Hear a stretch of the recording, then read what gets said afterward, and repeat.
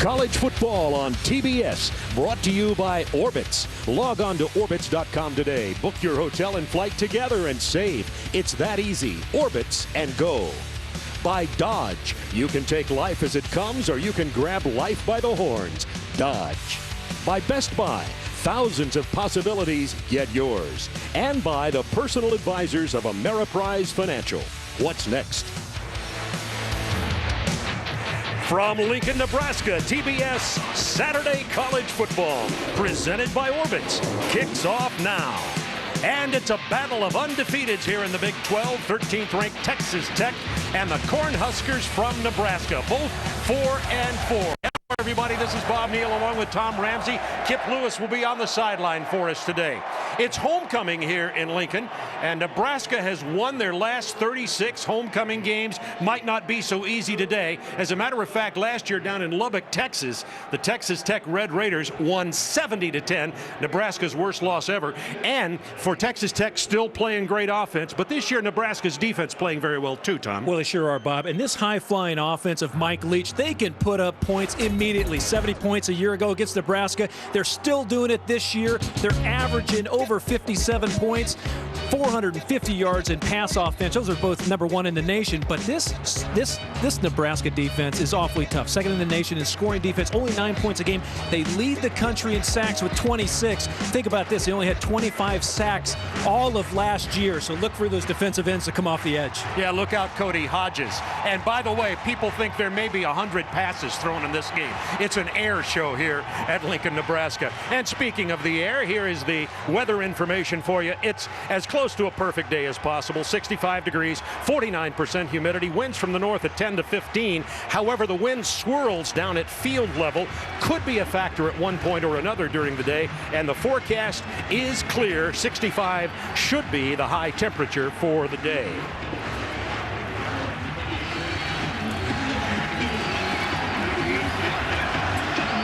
Another sold-out game here, Bob, in Nebraska. And we are underway.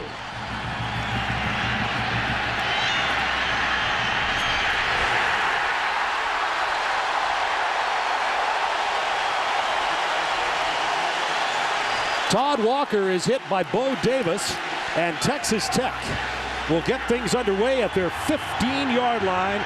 Here is Cody Hodges leading the nation in total offense, second in passing. He really gets it done. This is a spread offense, meaning that he'll be throwing the ball at will. Often you'll see four receivers on the field, and of course the H-back is also a receiver, as is the running back. So 5 and 6 receivers eligible for passes every down here from Memorial Stadium. First down 10, Texas Tech. Out to the 25-yard line goes Joe Filani, and he's hit by Tier Green. Here's the line for Texas Tech. Glenn January, a really good one at left tackle. E.J. Whitman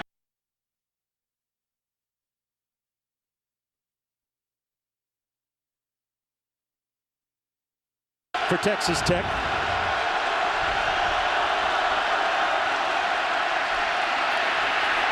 Across the middle, it is complete out to the 45-yard line. And that is Joel Filani again. So already Texas Tech moving the ball, a gain of 21. And this Tech offense, Bob, they'll spread you out all over the field. Filani just coming across on a dig route, does a nice job. Hodges spinning it in there, keeping it nice and low for the completion. First and 10 from the 46-yard line. Red Raiders undefeated 4-0. They score a point a minute, nearly 57 points a game. Here's the first running play. This is Torian Henderson. Not much this time, out to about the 47-yard line before he is knocked down by Cody Glenn, number 34. Make that Stuart Bradley, the linebacker. And here are the defensive linemen. Kevin Smith is tough. The linebackers, Corey McEwen is all over the field. He plays middle linebacker, but he roams all over out there. Courtney Grigsby at the corner. Tier Green, a former running back, at the other corner, will be tested. Daniel Bullock is their big hitter. Cody with a lot of time, not much pressure. Can't find anybody, finally does. It's complete to Henderson inside Nebraska territory near the 40-yard line. Hodges does a great job. Mike Leach loves Hodges' feet, Bob, and right there he keeps alive in the pocket, gets flushed out. McEwen there to put some pressure on him. Henderson, he's finding the outlet receiver. Good for a first down into Nebraska territory. At the 41-yard line, there you see the spread with two receivers on both sides of the ball. Single setback is Henderson. Quick toss out to the right side to Henderson. He's knocked out of bounds right near the original line of scrimmage by 34, Stuart Bradley. They're going to give him a gain of 1 yard on the play. And this spread offense, Mike Leach really compared it to kind of a high-flying wishbone in the air, if you will. I liked how he said it. I liked how he did it. They're going no huddle right now. Kind of interesting. Keep the pressure on. Try and keep the crowd out of the game. 2nd and 9. Texas Tech opening moments from Memorial Stadium in Lincoln, Nebraska. It's homecoming today. Hodges once again, great protection. Plenty of time to throw. It's complete near the first down marker to Robert Johnson, number 9. Robert Johnson, one of the most highly recruited junior college quarterbacks in the nation, came here, moved to wide receiver, and he's really opening it up for Texas Tech's Red Raiders. He really is. Johnson, the number 1 leading receiver, 25 catches, over 400 yards. And the thing I like most about this offense, Bob, they're very patient. Even though they're going without a huddle, putting a little pressure on Nebraska, Hodges very patient at the controls. Quick toss over the middle. It is complete for a gain of about 5 yards to Robert Johnson once again. Daniel Bullock's with the tackle this time. So the Red Raiders getting 7 and 8 and first down yardage on virtually every play have moved it from their own 15-yard line now to the 24 of Nebraska. And no opponent has scored on Nebraska this year. They've goose-egged the opponents, all 4 of them. 2nd down 3 from the 24-yard line.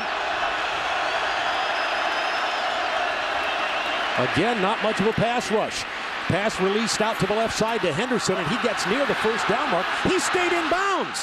Henderson, touchdown, Texas Tech. 24-yard touchdown catch and run by Torian Henderson. Looked like he stepped out of bounds out there at about the 20, but he stayed in and took it into the end zone. It did, Bob. They knew they had him in man coverage. All of a sudden, Torian Henderson sneaks out on a screen, and Hodges delivered the ball, and he did not step out.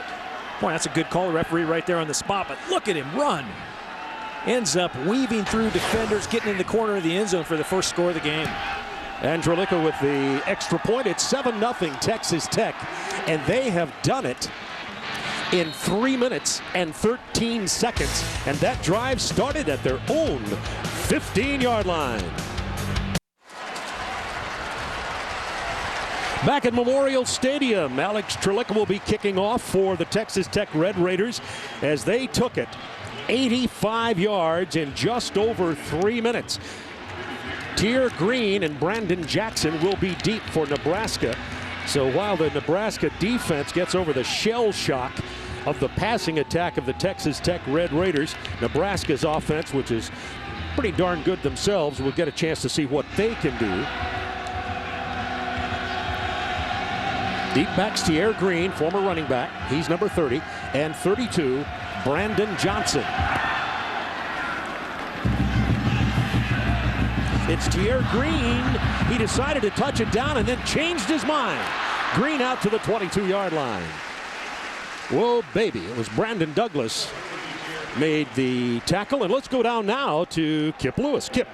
Well, guys, this is the first road game of the season for Texas Tech. And, we're wondering how were they going to handle the atmosphere here in this stadium. The majority of their players have never played here. I think that first drive answered any questions we had, guys. And I can tell you what, it's gotten awfully quiet in here real quick.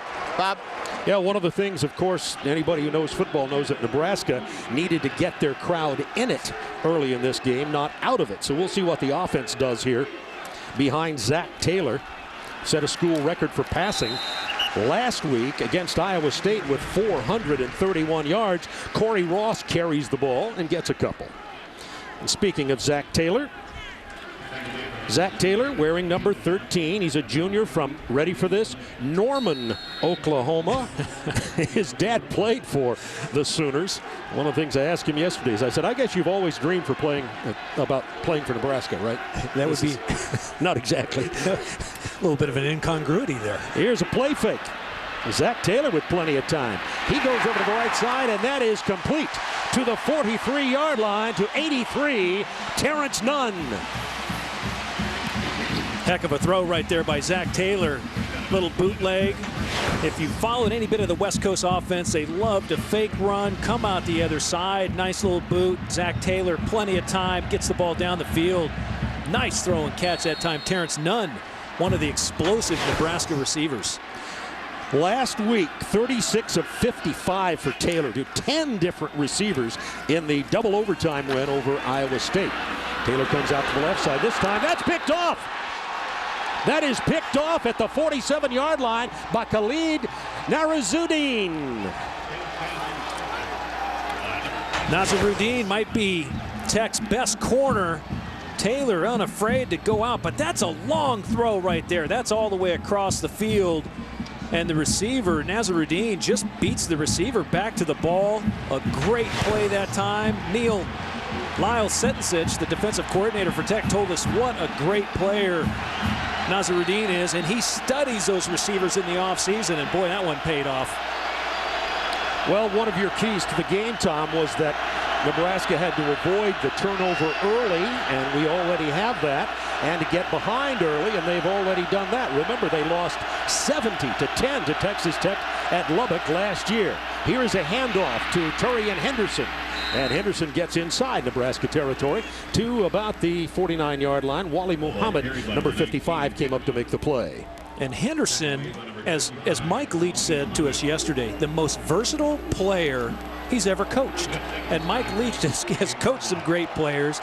He's coached at some great schools. And Henderson right there, the NCAA active leader in TDs now with 56, having already scored today. Yeah, it's his 9th on the year for Turian Henderson. 2nd down and 5.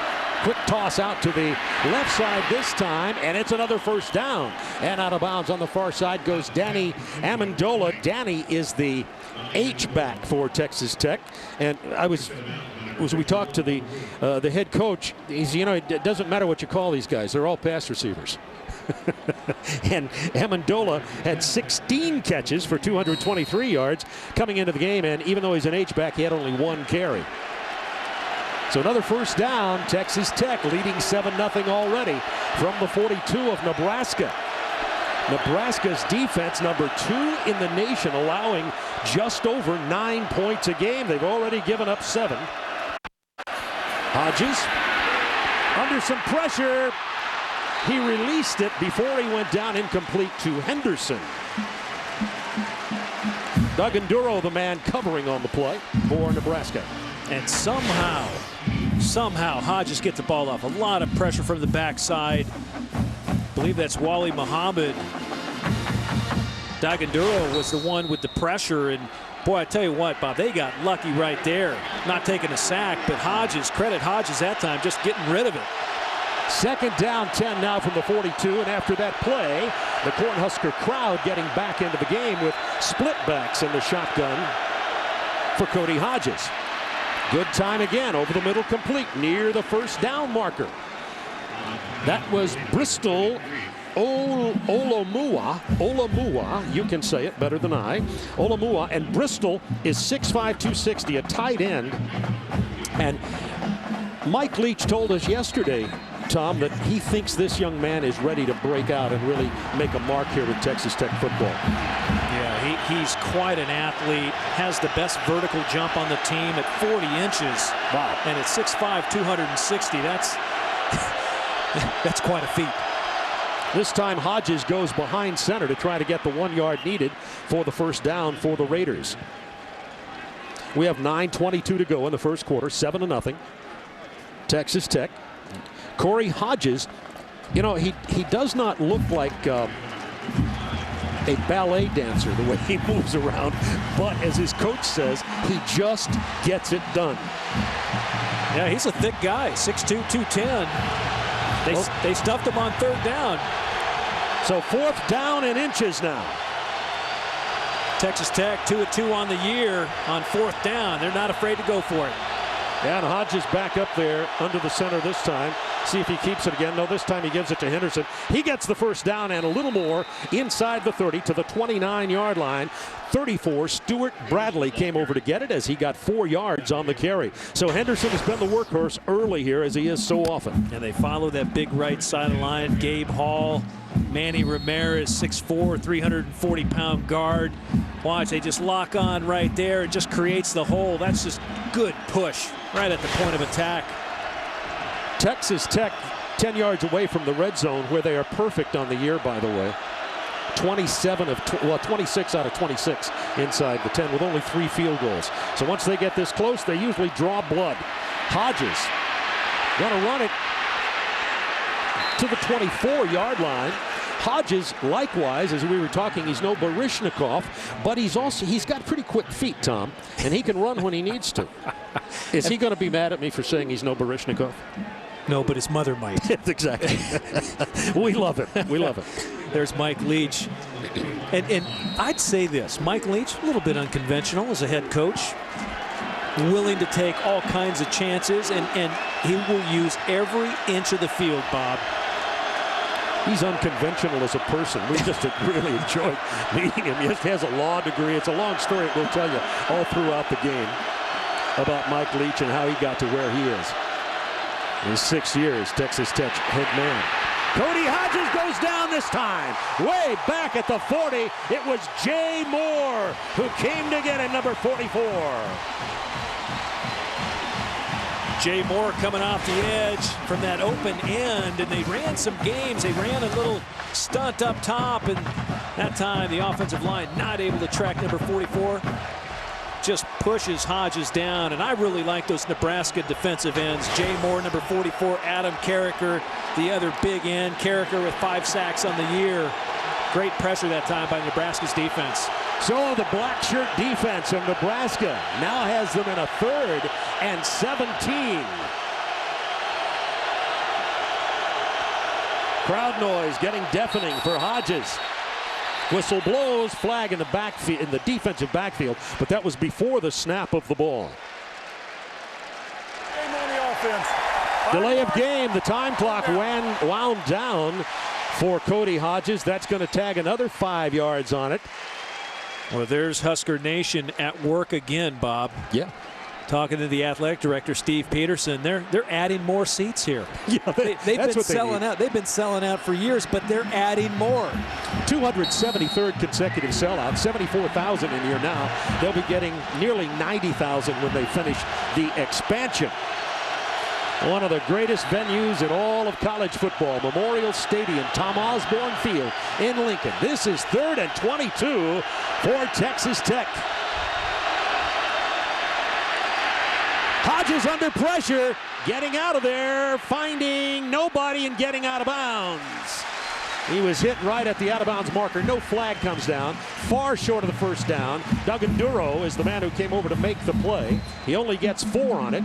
And because they lost so much yardage, the line of scrimmage is going to be at the 37. That'll make it too long for a field goal. And Bob, what was impressive that time by the Nebraska defense, they only rushed 3, dropped 8 into coverage. And I'm surprised because last year down in Lubbock, they rushed 3 and it backfired on them. Tech scoring 70 points in that game. Well, they have a little more speed in the backfield, even though they lost 3 players in the back in defensive secondary. They have some speed back there.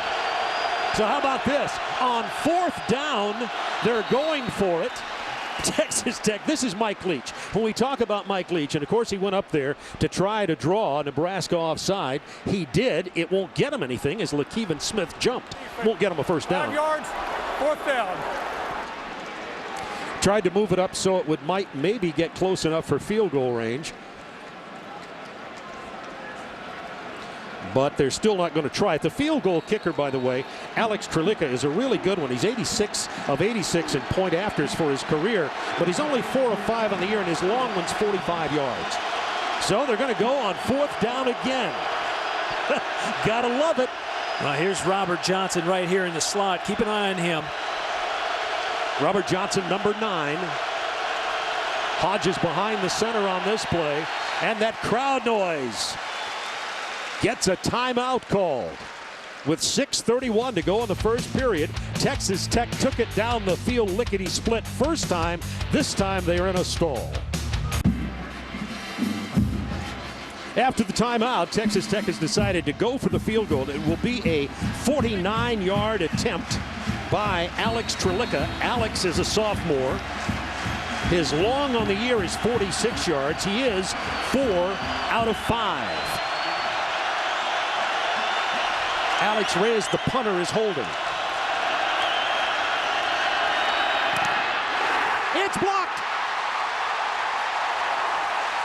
Back to the 43-yard line. Adam Ickes got in there to block it, and that's another big play for the Nebraska defense. The black shirts stiffened when they had to here midway through the first quarter.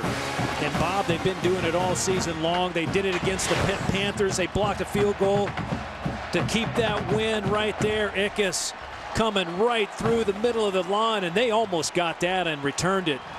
Tech lucky that time. Trelica, the ball didn't come up high. A host of Huskers there to make the play. Now Nebraska quick with the ball. This is Corey Ross, and he gets close to the first down, number 4. Corey Ross is their go-to guy. He gets 8 or 9 on that play. Corey is a senior, fifth-year senior. He's a captain on the team. 163 all-purpose yards versus ISU. He runs it, he catches, does about anything they need him to do. He is quite the player. Out of Thomas Jefferson High School in Denver. Corey Ross, really the gentleman standing next to him, Randy Jordan. Randy Jordan, the coach right there. He's running back coach, ex-Raider in the Callahan system. Cody Glenn comes in. He gets the handoff. Glenn inside the 40.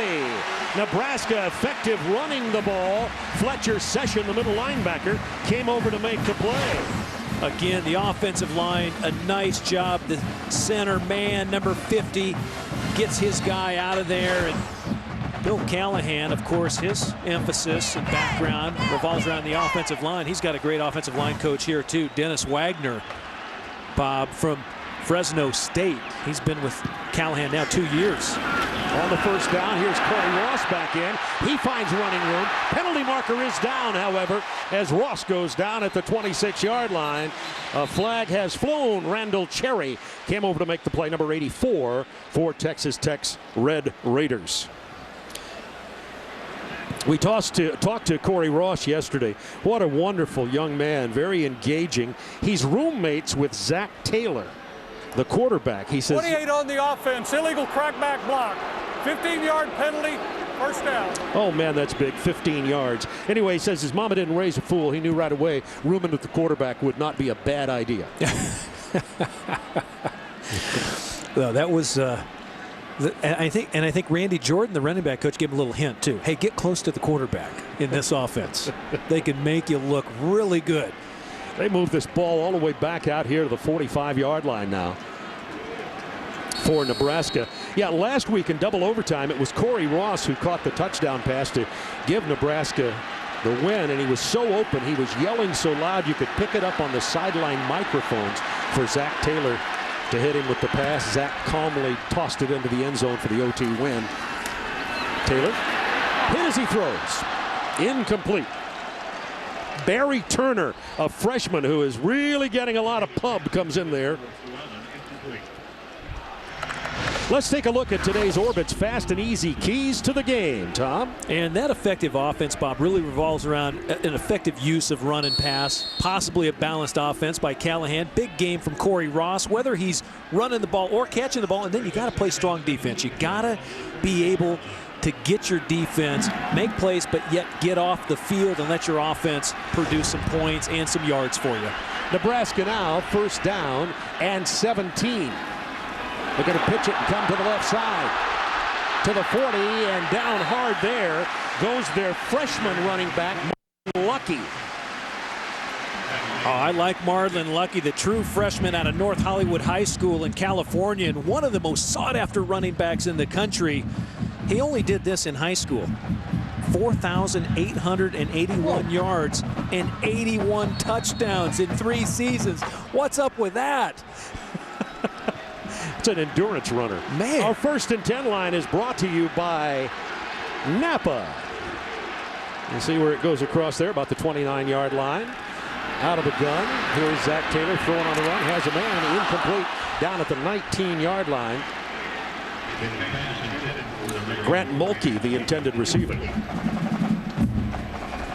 Yeah, I think the rotation of players that Nebraska uses and Texas Tech uses, Bob, just because they want to get the ball in different players' hands. That time Nebraska missing on a key 3rd down, but they have a weapon in Sam Cook. Yeah, Sam Cook, 14th nationally in punting. He has 1 of 84. Here what he wants is to get it down inside the 20. See if he's going to get that done. It spins like a wedge shot at the 5. And his touchdown there by Dane Todd. So weapon indeed, Sam Cook. And Texas Tech now will have to go 94 yards for the end zone. All right, EJ, thank you very much here. 1st down, 10 from the 6-yard line. Texas Tech leading 7-0. They try a draw out of the backfield. About 3 yards of tough yardage on the right side. Bullocks comes up to make the play on Henderson. Bullock's the big hitter in the backfield. Defensive backfield for Nebraska. Bullock's a senior from Chattanooga, Tennessee, and he's 6th on the Nebraska all-time list in career tackles. So you'll be hearing his name a lot today. And another former quarterback as well.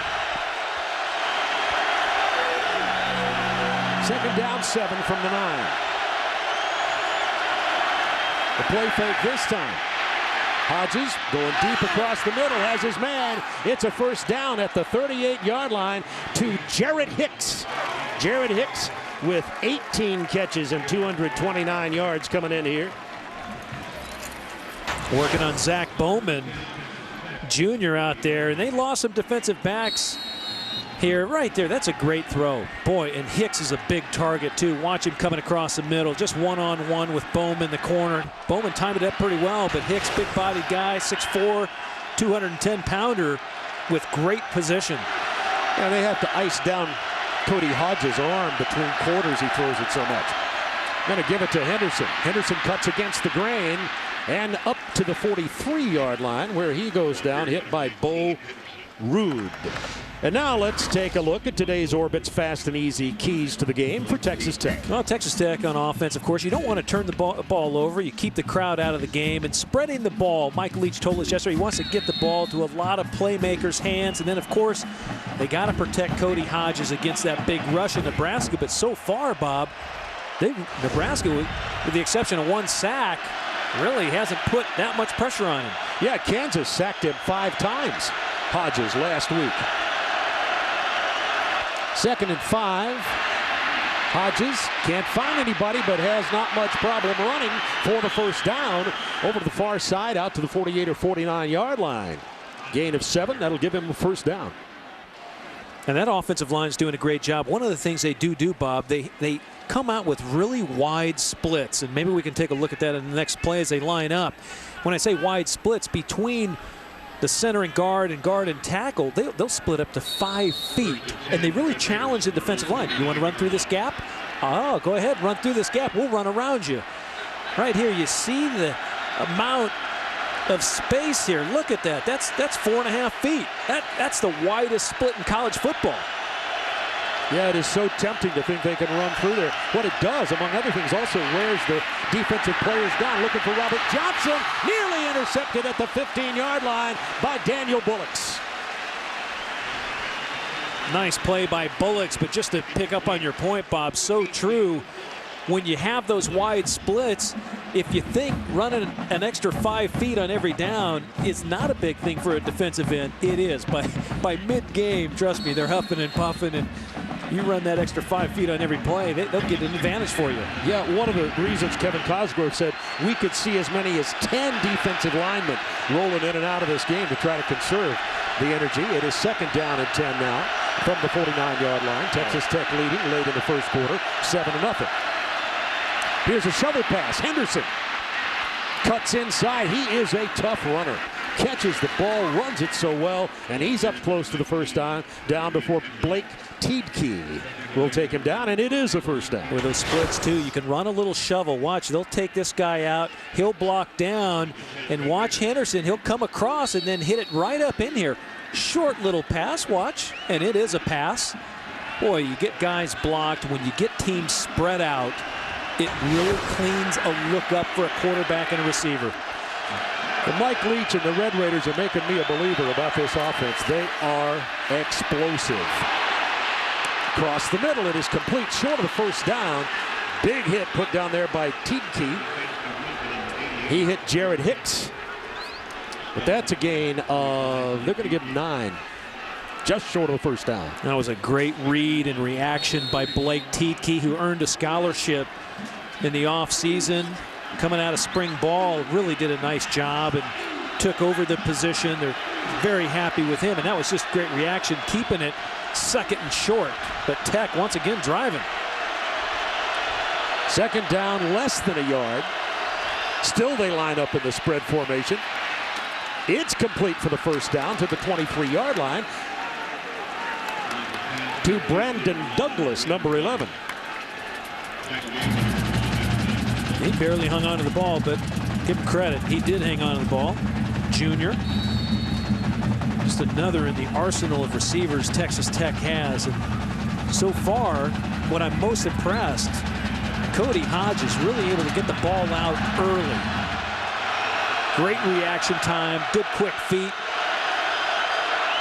First down 10, just outside the 21-yard line. Quick toss once again, right in the middle to the 13-yard line goes Bristol Olamua. Olamua, who hadn't played the last couple of games very much, was struggling, but as we were told by Mike Leach yesterday, this guy can be a game breaker. They list him as a tight end. He's 6'5", 260. And that's going to wind the clock down to the end of the quarter as Texas Tech is knocking at the door once again. At the end of one, Texas Tech 7, Cornhuskers nothing.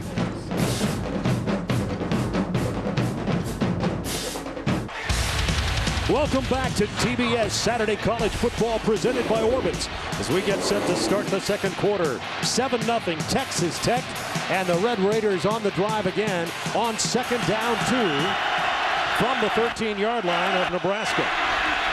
Play fake, and Hodges is going to try to run, throws on the run as he goes down. Flag is down about the 6-yard line. Looked like Hodges was going to go down for another sack, but he got rid of the ball. Well, the referee threw the flag, and then he picked it up. Great pressure that time off the edge. Stuart Bradley, 34, was the one, and then the side judge threw the ball. Bradley does a great job. This was almost just a throwaway. Yeah, and they picked up the flag down there at the 6-yard line as the officials huddle up down there. By the way, our lead official, referee John Bible. Yeah, it was almost intentional grounding. Bible here to clear it up. Offensive pass interference, number 88. Yeah. 15-yard penalty, 2nd down. Jarrett Hicks was downfield blocking. He wasn't even looking for the ball. Look, I think they wanted Hodges to run on that play, as a matter of fact, because he had faked the ball, started sprinting out as though he was going to run it. As he got hit back there, used his head, of course, knew he had a receiver down there, threw down there, but Jared Hicks pushed off. That was Daniel Bullock's covering him. So they'll move the ball back here to the 28.5-yard line. 2nd down and 17. That's right, lost it down on the play.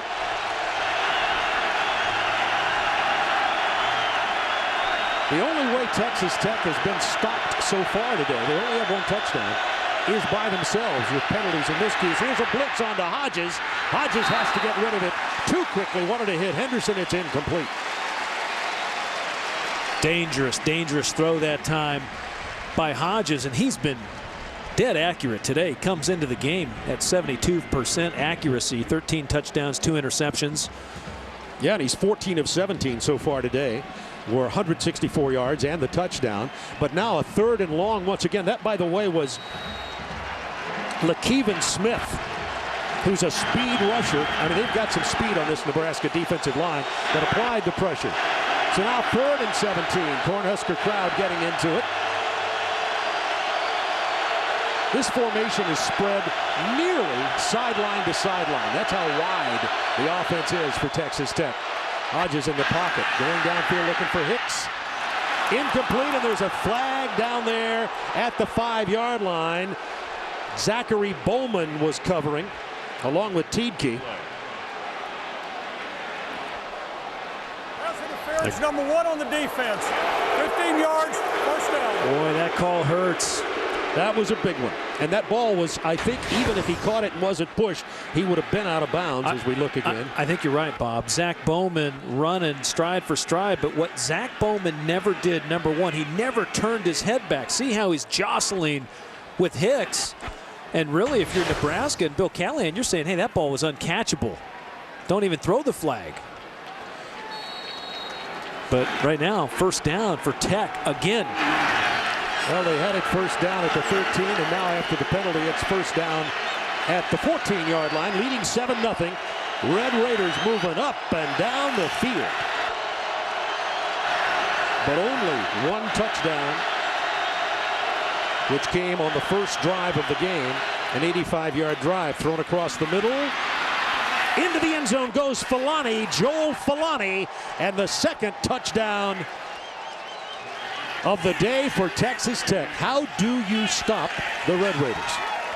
You can't make silly mistakes, number 1, because they will eat you up, as you said, sideline to sideline, and then they go vertical on you. Right there, again, the ball just comes out of Hodges' hands. Super quick, not a chance for any sack. Very accurate to Filani that time. Another touchdown for Filani. He has 4 touchdowns on the year now. And by the way, Texas Tech has now scored 28 out of 28 times inside the red zone. Only 3 field goals, 25 touchdowns have been scored once the Red Raiders get inside the 20, and they lead it 14-0.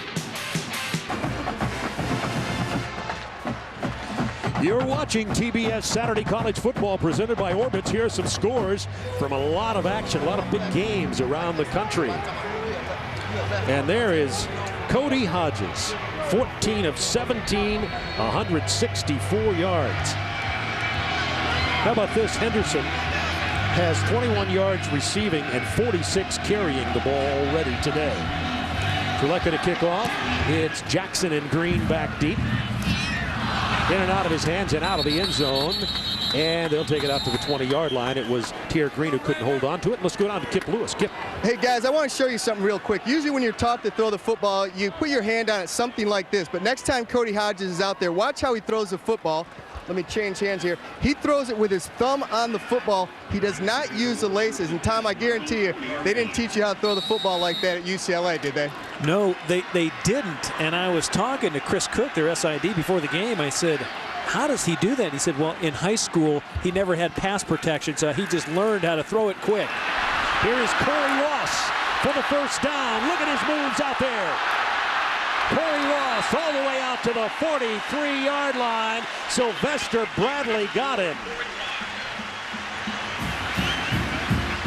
Well, there's one of Nebraska's playmakers right there, Corey Ross, number 4. He will get busy. Nice little dump, little play action to it, then just a little dump. Nice safe throw, and then he does such a great job. Great vision, and he's just getting north and south. And what impressed us so much at practice the other day and watching him, great practice ethic. He'd catch the ball and run for 40 yards. Every time. Learning how to finish the play. So Nebraska moving it. First down 10 at the 44, trailing now 14-0. This time they give it to Ross to run, and he gets 2 or 3 out across the 45-yard line. Ken Scott made the play, number 99. As we chatted with Corey Ross, he's only 5'6", but if you'll take a look at the lower body, this is a strong man. And he looked at me as he walked out and he says, "Now, no short jokes tomorrow." Yeah. And I says, I'm one of your people. You're not going to hear that from me.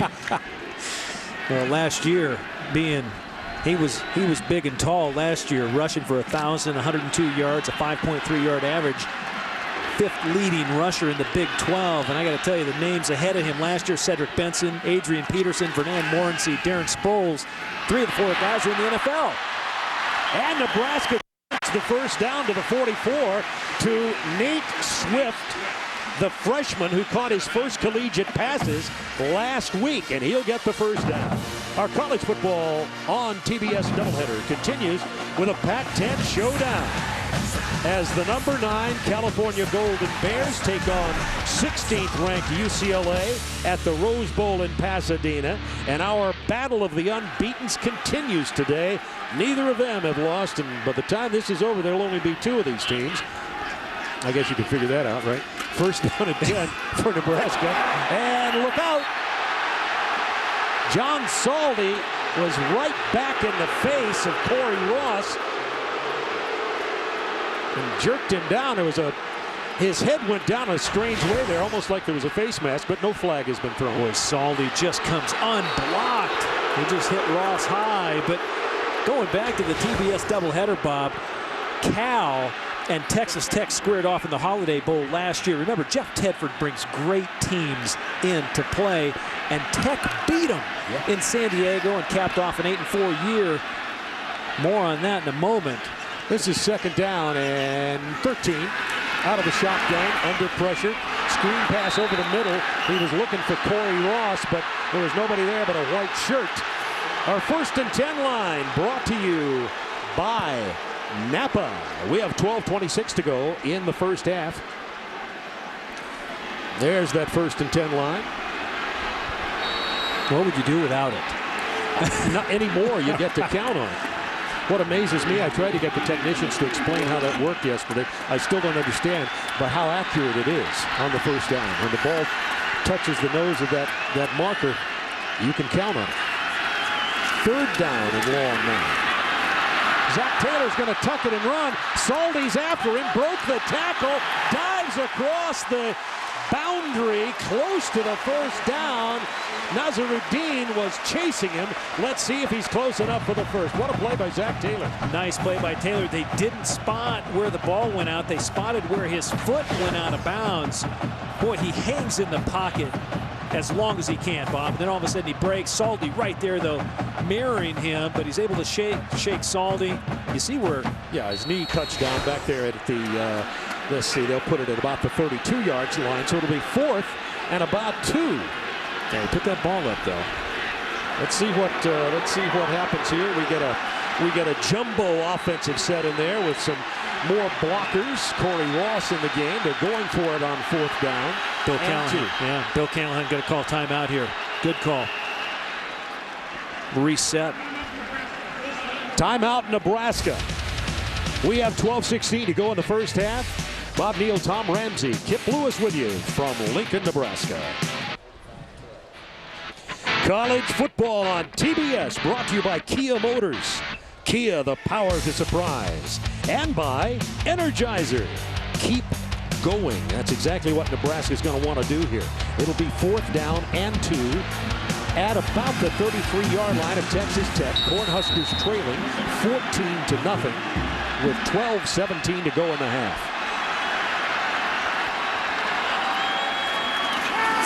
He's going to throw on 4th down.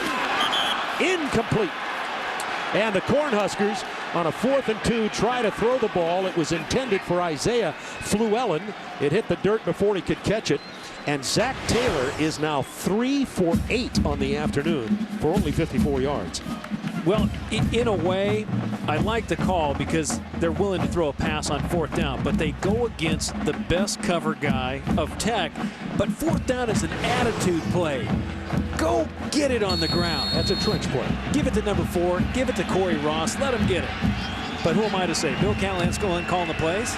He called, what, 55 passes a week ago, and it worked for him in double overtime. They threw 17 in a row at one point. That's right.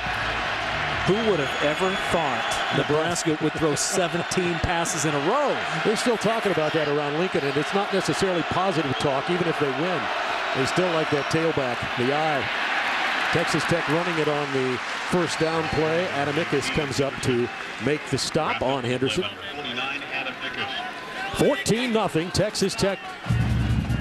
Red Raiders, they started that last drive, by the way, from their own 6. It was 94 yards, and as you and I were joking during the commercial, counting what yardage they had to make up after the penalties, I think it's a drive of about 127. They can move it. Yeah, exactly. Boy, this is, the Nebraska defense and crowd have to get back in the game right now. You got to pressure Corey Hodges and get the offense the ball back. Right now, the defense has been on the field the whole time. Hodges steps into the pocket and runs it. He almost thought of lateraling it. He comes over to the near sideline to the 45, to the 46 before he goes out of bounds. This kid has got a good head. Torian Henderson made a big block. 12 and a first down. And Hodges took some shots last week in the Kansas game. Right here, watch him. He ends up picking up a blocker. Henderson put a nice block on the defender and gets out of bounds after getting the first down. That's self-preservation. Nice move by Cody Hodges. And boy, so far the efficiencies, 6 of 15 rushing. That's just saving some plays there. Yeah, and he's thrown for 164 already, 14 of 17. His pass completion percentage, by the way, 72%. Thank you very much. Out of the gun, quick toss right over the middle. Those crossing patterns are so tough for anybody to handle. That was Robert Johnson who made the catch. Cody Hodges so far, you mentioned his numbers, 14 to 17. And right here, here's a few shots early in the game. And then, of course, the touchdown to Henderson. Big throw down the middle there. He hasn't missed anybody, Bob. He's put it right on the numbers each time. Very accurate thrower. And don't forget, he's been getting great protection by the offensive line. Second down 4 from the 49 of Nebraska. Here's the handoff to Henderson. Cuts off right tackle between one of those wide splits. Gets up close to the first down. Daniel Bullocks knocks him back. He's going to be about a yard short of the first down stick, which is at the 44-yard line. Well, this is where film study's a little misleading. I watched a lot of Tech film last several days, and I got to tell you, the offensive line, they went against Florida International, Sam Houston State, Indiana State. Then they got into Big 12 conference play against Kansas. But I got to tell you, I expected them to push around Indiana State and Sam Houston State. But this is the Cornhuskers. This is 3rd down and 1 in the middle of the field. Behind the center this time for Hodges. He's going to give it to Henderson to run again. Henderson breaks 1 tackle and 2. Cuts across the grain. Dragged down at the 18-yard line by Tier Green. But a blaze of speed from Henderson. Torian Henderson, short yardage situation. Everyone bunches up at the line of scrimmage. If you can bust it to the second level, right there he does, and then he just has a great cutback against the grain. Tier Green, a former running back himself, trying to strip the ball away as he's taking him down, but Henderson, big play on 3rd and 1. With those 53 rushing yards, add 46 in the air, he already has 99 total yards in this first half. Hodges, again, a lot of time to throw. Coming across the middle, he's got his man. Touchdown, Red Raiders, Joe Filani. 20-0.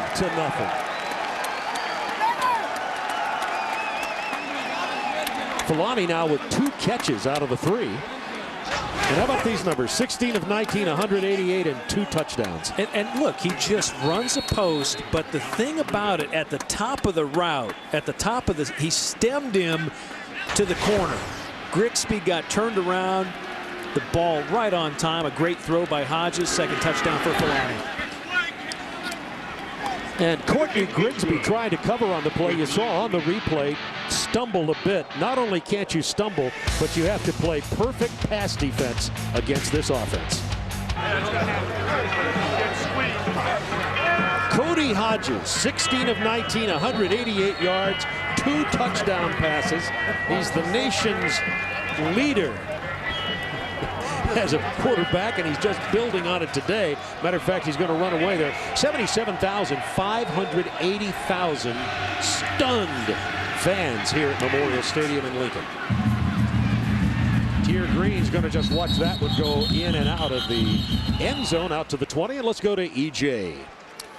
All right, thank you, Bob. Minnesota had lost 16 in a row to Michigan until Jason Giannini kicked the game-winning field goal, and the Golden Gophers won it 23-20, and with that comes the little brown jug. They haven't had that thing since 1986. Back to you, Bob.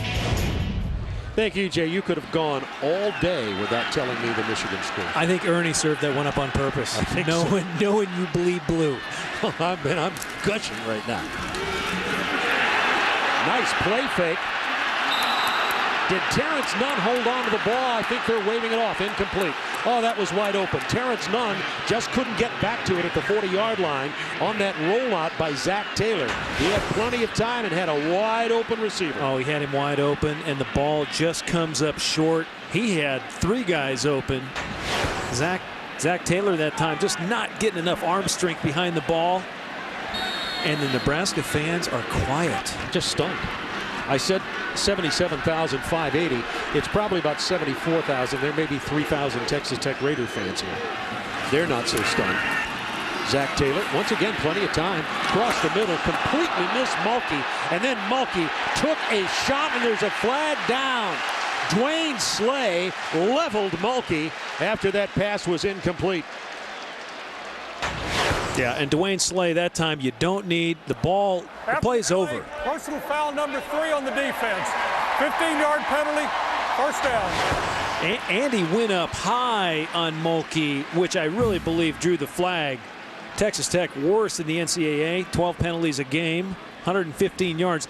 That'll cost, you know what, those yards, they just add up. They just continue to add up. That's a silly play.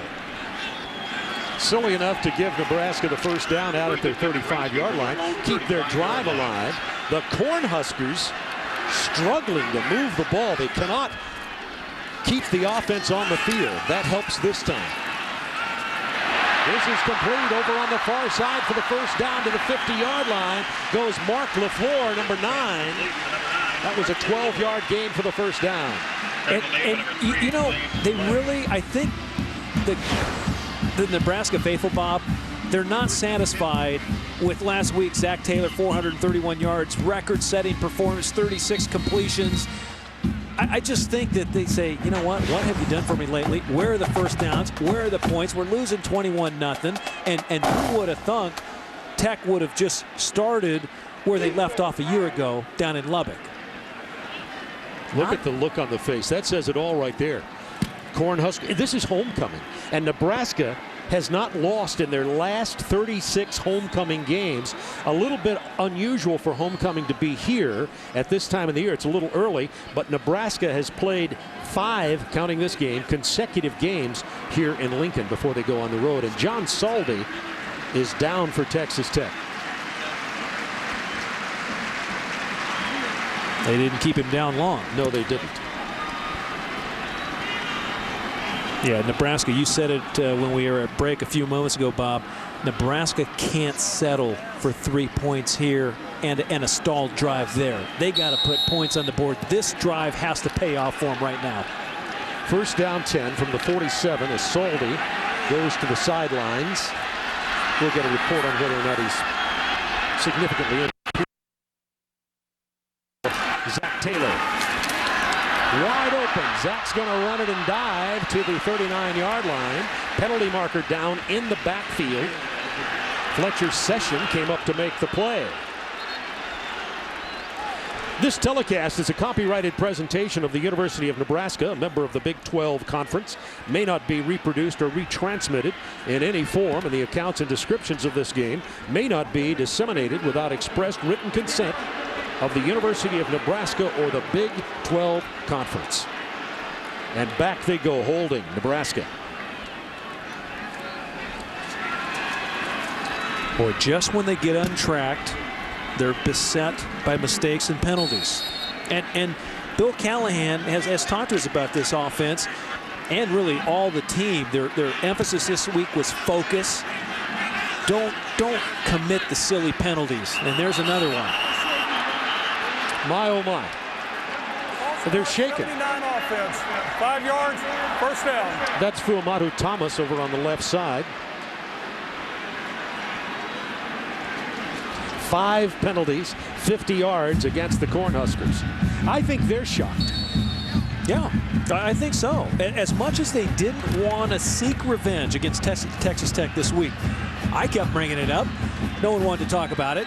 I just think the players remember Lubbock last year. They can't forget that one. You know, they're really remembering it right now. Quick toss by Taylor this time. It is complete up near midfield to Flewellen. He was hit by Dwayne Slay. Well, the good news is this: if you're in Nebraska, the other day the ball didn't hit the ground during practice. Zach Taylor hit every receiver with every pass thrown. They were one of the most efficient practices I've ever seen at the college level. So he's coming off a career day. So I think Callahan feels good about what his offense can do in a short period of time, but you got to produce points. You got to put some on in the first half here. They'd love to get a score on this drive. Zach now 5 of 11 for 84 yards and that 1 interception. Has a man wide open. That's Mulkey. Mulkey falling down across the first down marker. That'll be first down for Nebraska as they get to the 36-yard line of Texas Tech. Well, and they got the first down, but they're still putting a lot of pressure on Taylor. Hudler, number 93, finding a gap, but that's a well-thrown ball right there. He throws it in there very well. And what I liked most was him getting the first down. 21-0 Texas Tech with 7:40 to go in the first half. Before the next play, it's time for the Fan Rant, brought to you by Kia Motors.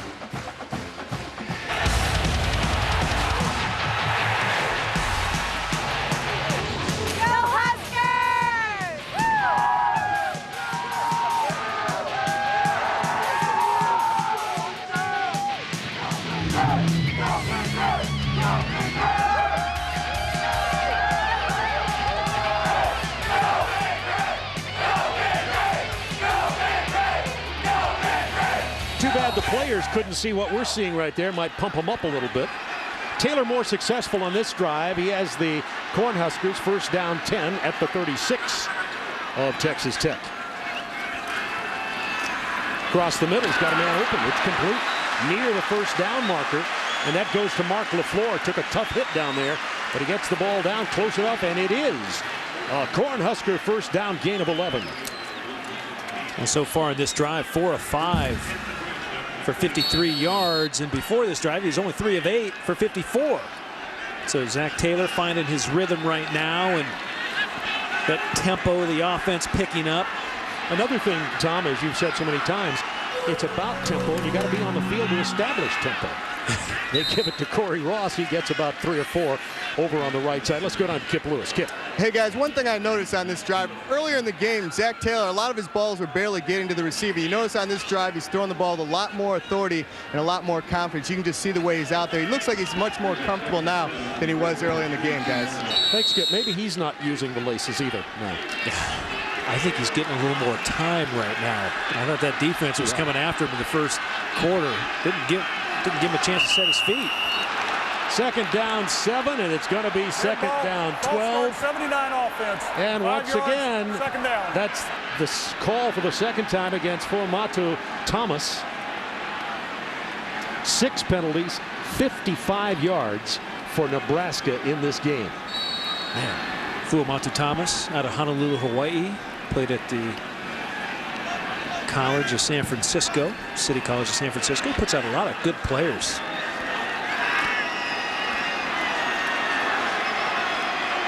Second down, 12. The ball moved back now to the 27-yard line.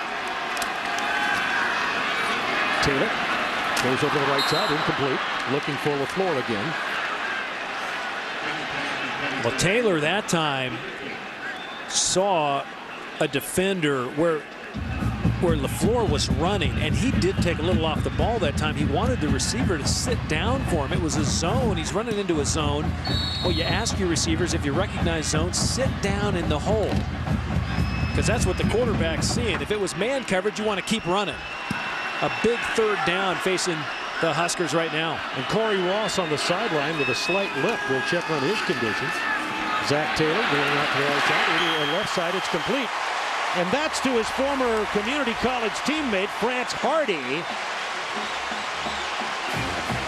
And the Nebraska Cornhuskers overcoming themselves to some degree for the first down. Yeah, France Hardy, what they did, they singled him up on the far side of the field, and the sophomore out of Miami, Florida, and he did play with Zach Taylor at JC level, but right there, one-on-one, that was just a nice throw and a nice catch, keeping the drive alive. First down now at the 14.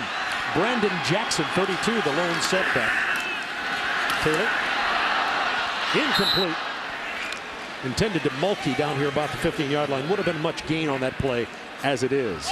Well, Taylor got hammered by Ken Scott, the big defensive tackle, 6'3", 315-pounder. And you know, if you're not getting time, you just can't set your feet, find your rhythm, and find the receiver. And the offensive line just has to do a better job up front. Second down 10. Nebraska, by the way, only 11 of 17 in the red zone coming into this game. Down to about the 11-yard line goes Brandon Jackson. And again, Corey Ross is on the sideline. We don't know exactly what his status is, but when I saw him go off, he threw his helmet down, walked back to the back bench with a slight limp. So we'll check on him because he is the key to the offense, equally with Zach Taylor for Nebraska. Yes, he is. Third down and about 7. Taylor, incomplete. Flags come down. That'll be pass interference. That's the most flags we've ever seen on one play. That was Huffman who got a throw. He was buried under the yellow. Boy, 4 flags came out. They worked on this in practice the other day. Little zig out. And what Huffman tried to do right there was pattern read the play. He was expecting the ball to come out on Terrence Nunn, and he just ran right through Terrence Nunn. Holding defense, 41. That penalty is declined. Pass interference defense, number 36. That penalty is enforced. Spot foul, first down. Well, there you go. You had a defensive hold on Sylvester Brinkley, too, the Sam linebacker. And that'll put the ball at the 6-yard line and gives Nebraska a new set of downs, trailing 21-0. And the biggest thing about this, in addition to Nebraska, of course, moving down to score, is they are keeping their defense and the Texas Tech offense off the field, Tom. Yeah, so important. They finally were able to put a drive together, get some rhythm. And that's what, in this Bill Callahan offense, they're looking for that continuity. And you got to move the chains along the field, and Zach Taylor doing a nice job at the controls. They just can't turn the ball over anymore and have those silly penalties.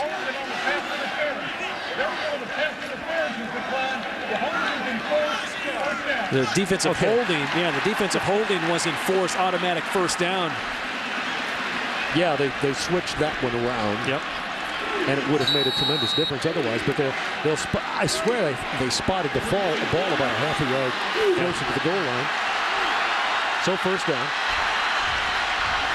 The freshman, Marlon Lucky, number 20, the single setback. Zach Taylor, some time. Incomplete. Threw it behind his intended receiver, Terrence Nunn, and it'll go incomplete. Up until the last couple of plays, Zach Taylor's looked pretty sharp on this drive. Yep.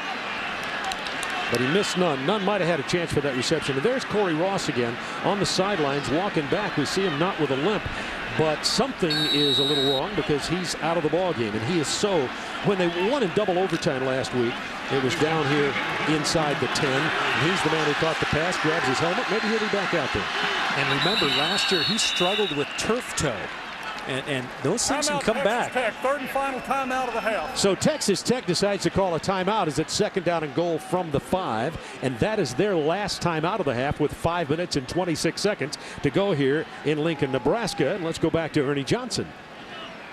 All right, Bob, time for today's top performance brought to you by Energizer. Keep going. Good advice for Tyrell Sutton of Northwestern. get the handoff and just keep going. 234 yards on the day. Number 4 rusher in the country coming in. Also had a touchdown catch. So 4 scores on the day as Northwestern handed Wisconsin its first loss. Back to you, Bob. All right, EJ. 21-0 Texas Tech here in Lincoln. Incredible day for football. Just ice blue skies, 62 degrees, slight breeze, low humidity. It's football time in Nebraska. Let's go to the beach. Listen, we were at the hotel in Omaha going up to meet the Texas Tech players, and it must have been about 55 degrees yesterday. We're up there, and I look outside at that hotel, and there are a couple of kids in the pool swimming. I'm thinking, you're not from the South. No, they're not.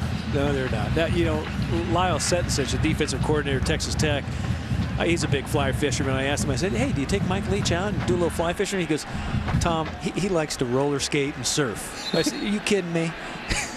And Leach said the only way he wanted to fish was to stick a dynamite in and blow him up. Mike Leach. Let's go to Kip very quickly. Kip Lewis. Yeah, guys, you saw Corey Ross come off the field a few plays back. I just talked to their trainer. He has a hip injury, but they do expect him back in the game. All right, thanks, Kip, for the certainly timely report. Corey Ross wanting back in right now. Yeah, he's such a key component of this offense and really a needed cog in the wheel from a leadership perspective as well. So now 34, Cody Glenn is the setback. He'll get the carry. Nice cut, Glenn! Touchdown, Nebraska!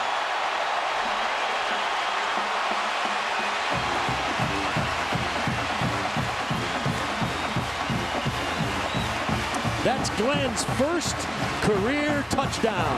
Nice cut off the right side. Went in, cut to his right, and got the 6. Another true freshman out of Rusk, Texas. Cody Glenn fighting his way over that time. Boy, I tell you, 6'0", 230 pounds. They keep growing him big. Here's Jordan Congdon, the freshman, for the point after. He's missed one this year. Not this time. And now it's 21-7. So Nebraska not only kept the ball a long time, but they were able to get 7 points out of the drive, pull to a respectable 21-7, and that might get them back in the game a little bit in terms of not having this thing roll downhill like a snowball. Well, they had to have it on that drive, Bob. They had to put together a good, effective drive, and they did commit some penalties on the drive. They converted a big 3rd down. Taylor to France Hardy, and that was probably the biggest play, but again, coming on a pass. That time they were able to protect Zach Taylor on the course of the drive as well, and if Corey Ross is in or out for the remainder of the game, that's still to be questioned, but I tell you, they got 2 good freshman running backs, one in Cody Glenn, the other one Marlon Lucky, so look for them to share a little bit of the load here the rest of the game. In the 5th game, that's the first touchdown scored by a running back other than Corey Ross. Taylor, by the way, that drive you were talking about how he looked sharper overall. 5 of 9 for 68 yards. So Zach Taylor now on the day is 8 of 17 for 122 with the interception. And everybody, the Nebraska coaches and everybody with binoculars in the stands here at Memorial Stadium have them on Corey Ross to see if he comes back in after Texas Tech has possession of the ball. Shannon Woods, 21, and 4, Todd Walker, are back for Texas Tech. Shannon Woods is a spectacular kick returner. He doesn't get it, though Walker does. Across the 5, flipped into the air, short of the 20-yard line. That was Brandon Rigoni who came down to make the hit. And hey, while we have just a second, let's check out what's on TBS tomorrow. You know the problem with Hollywood is? They make trash. Unbelievable, unremarkable trash. But sometimes Hollywood trash is just so good. Enjoy the guilty pleasure of Swordfish, Sunday at 8 on TBS. The crowd into it now, cheering on this Nebraska black shirt defense. Let's see how they can do against the nation's #1 offense on this drive, trailing 21-7. Hodges Throws back against the grain. Open field tackle beautifully made by Jay Moore on Robert Johnson. Loss of 3 on the play. Excellent job. Jay Moore, the defensive end. They got a zone blitz right here. They come, bring pressure from another place, and Jay Moore, the defensive end, in pass coverage, making the play on one of the most explosive players of that Red Raider offense. 6'4", 270 junior. And the crowd getting into it after that big play. Second down, let's say he lost 4. Second down and 14, which in a lot of ways to the Red Raiders offense means nothing. They move the ball so fast, so quickly. Hodges got some time going up top. Almost intercepted, and the man getting over to make the play on the ball was Zachary Bowman. And that time Bowman was able to get his eyes back around that time and find the ball, Bob. Yes, he was working against a defender. He did a great job running, but as you said, it doesn't matter. You know, you get beset by a little thing as a longer yardage situation. Mike Leach, 3rd and 14. Standard play call for him. Now, do they come here? I think you got to bring some heat. You got to rush more than 3, that's for sure. Look for a zone blitz, maybe bringing one of the linebackers and dropping a defensive end back into coverage. And the noise becoming deafening here for Cody Hodges.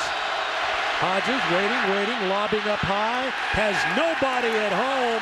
It's incomplete, and the black shirt defense holds for the first time today. It's 3 and out for Texas Tech.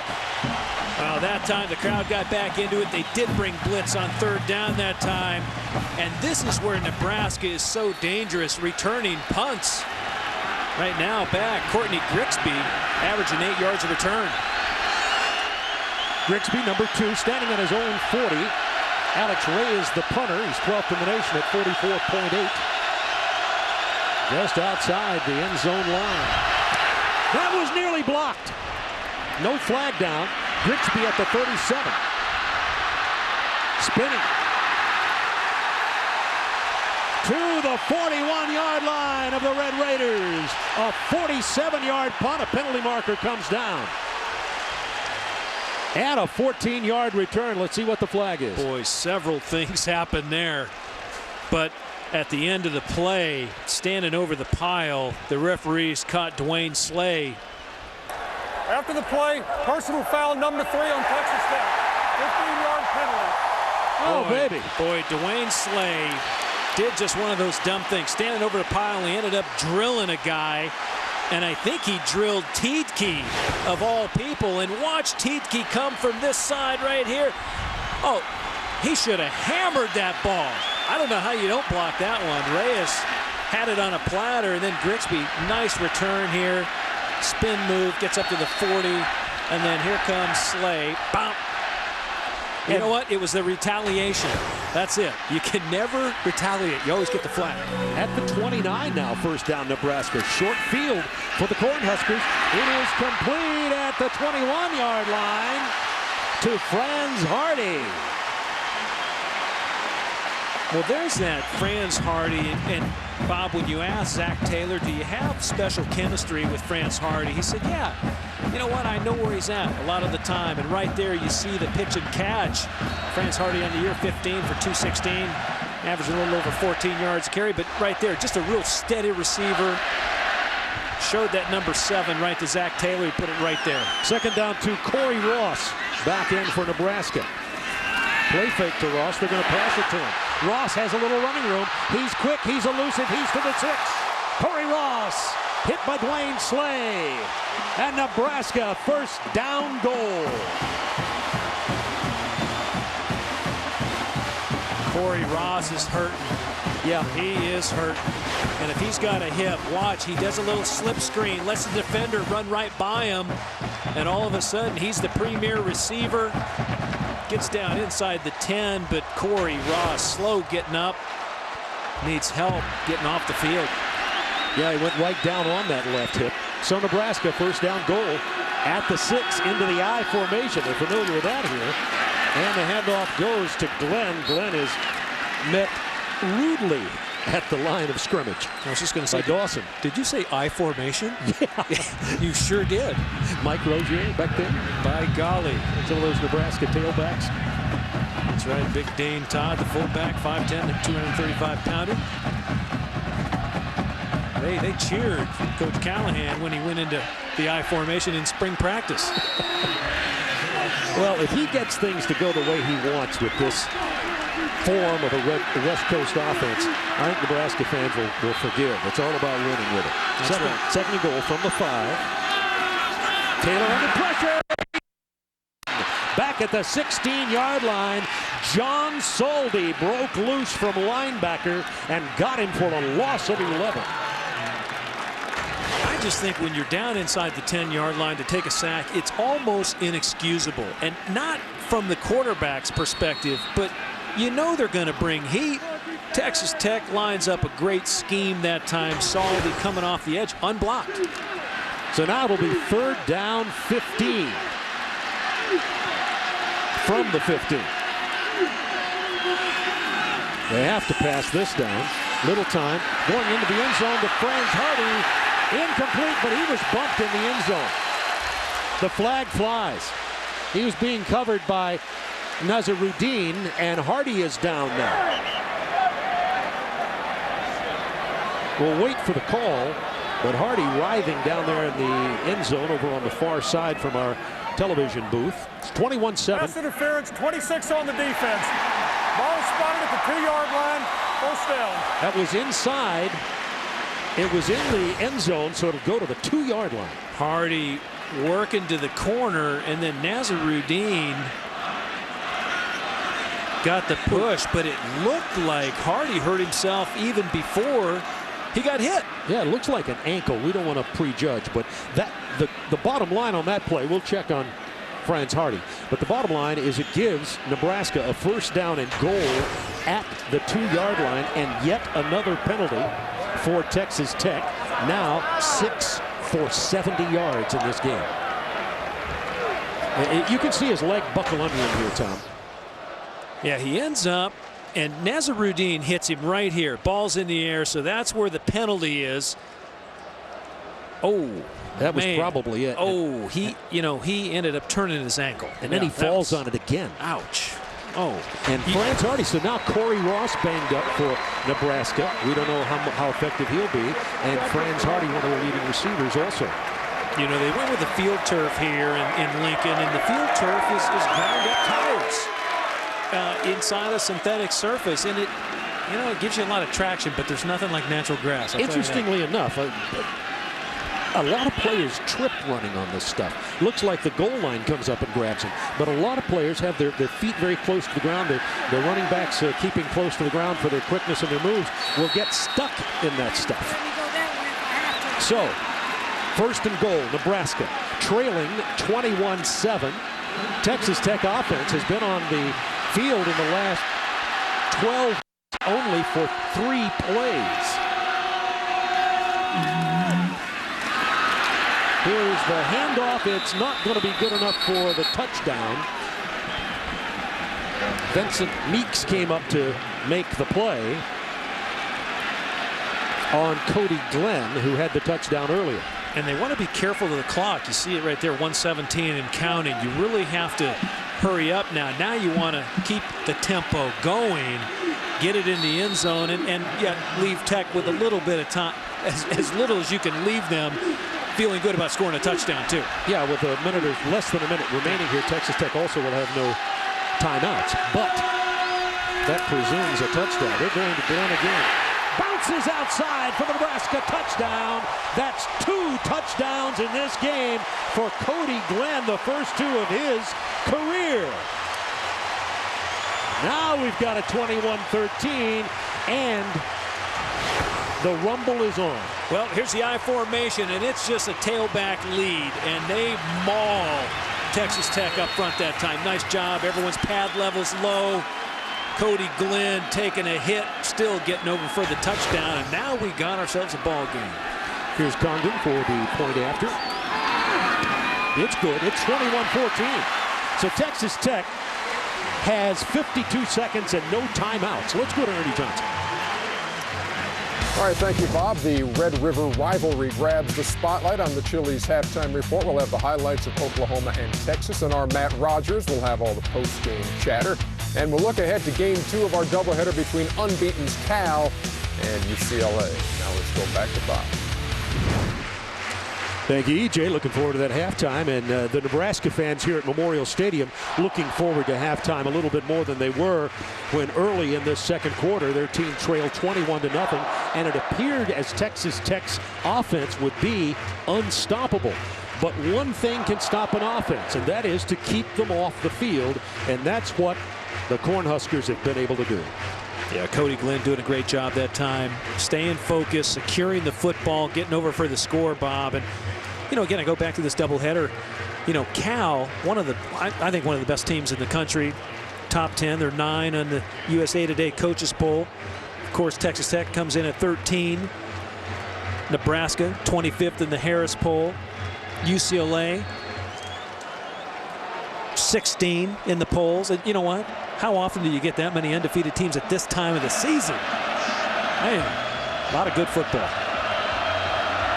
Jay Walsh with the kickoff for Nebraska. That's Amendola bringing it out of the end zone. Breaks one tackle, but not the second and the third, and he is down at the 17 as the clock ticks down to 45 seconds. Boy, the Huskers fly around on special teams. That is one element and one phase of the game they do not slough off on. They come hard. Well, now, if it was any other team, they would probably just, here, being inside their own 20, just run out the clock, get in the locker room. I don't think we're going to see that. No, the thing that hurts them right here is no timeouts, as you mentioned, Bob, but 45 seconds, they can do a lot of damage still. Cody Hodges, shovel pass, gets it inside.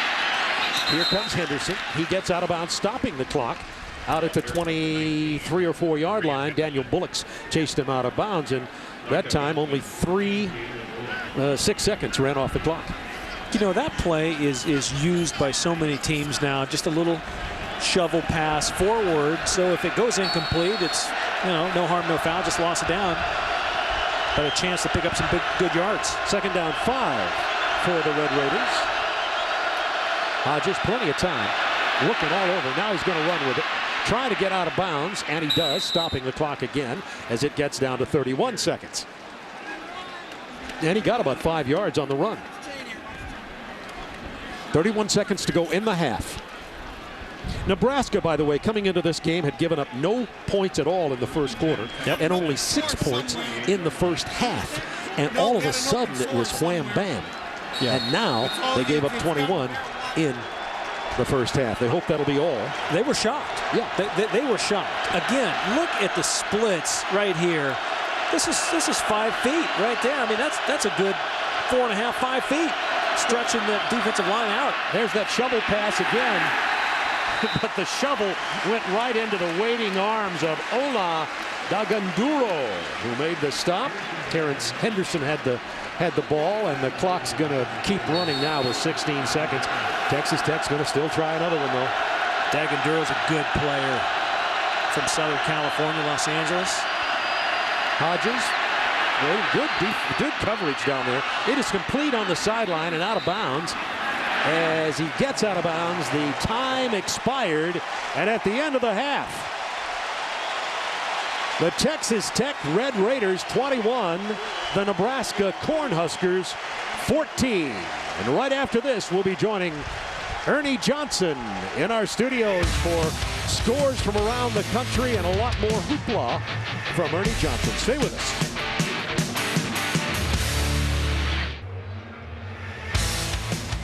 Welcome back to TBS Saturday College Football, presented by Orbitz, as we get set to start the second half. 21-14, Texas Tech. It's homecoming here in Lincoln, Nebraska, and it looked like this homecoming was going to be a big bust early. Nebraska has won 36 in a row at homecoming, but they got down 21-0 early in this game, and the only analogy I can come up with is a freight train out of control downhill. Boy, Texas, and they were coming straight out of Lubbock. I'll tell you, Texas Tech really got first half, putting up 21 straight points to 0 for Nebraska. And it started early, a little screen pass to Terrion Henderson. He made a nice move here to get into the end zone. And Cody Hodges, thus far on the day, Bob, 21 of 26, 221 yards, 3 touchdowns. There's Falani. He catches 1 of 2 touchdowns in the first half. And then Zach Taylor handing off to Cody Glenn, the true freshman. 2 touchdowns for him. They line up a little I formation, give those Huskers fans something to yell about, and over for his second touchdown of the day, giving him 14 points. So it's a great ball game right now. Nebraska gets the ball first here in the second half. All right, we're ready to get underway with the second half. 21-14.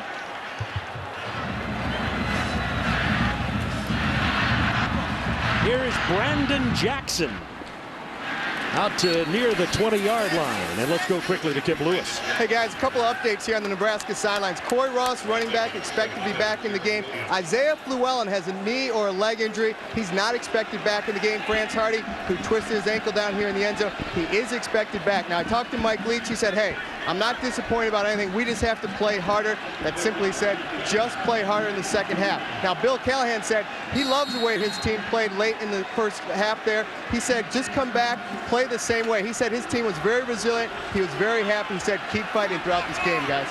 Thank you, Kip. And as everybody sees, Corey Ross, who had a banged-up hip, is back in there. And the pass attempt was for Corey Ross, but Zach Taylor was under some intense pressure from Saldi. Boy, he was, and Saldi was there as well. And, you know, what they were able to do towards the end of that first half, Bob, they protected Zach Taylor very well. Remember, he put up career numbers last week versus Iowa State, 431 yards, 36 completions. I mean, he can put the ball in the air, but I think more importantly, they need Corey Ross to get untracked. He has 2 100-yard games this year so far for the Huskers. On the second down, Zach Taylor hit as he throws. The ball's out of there.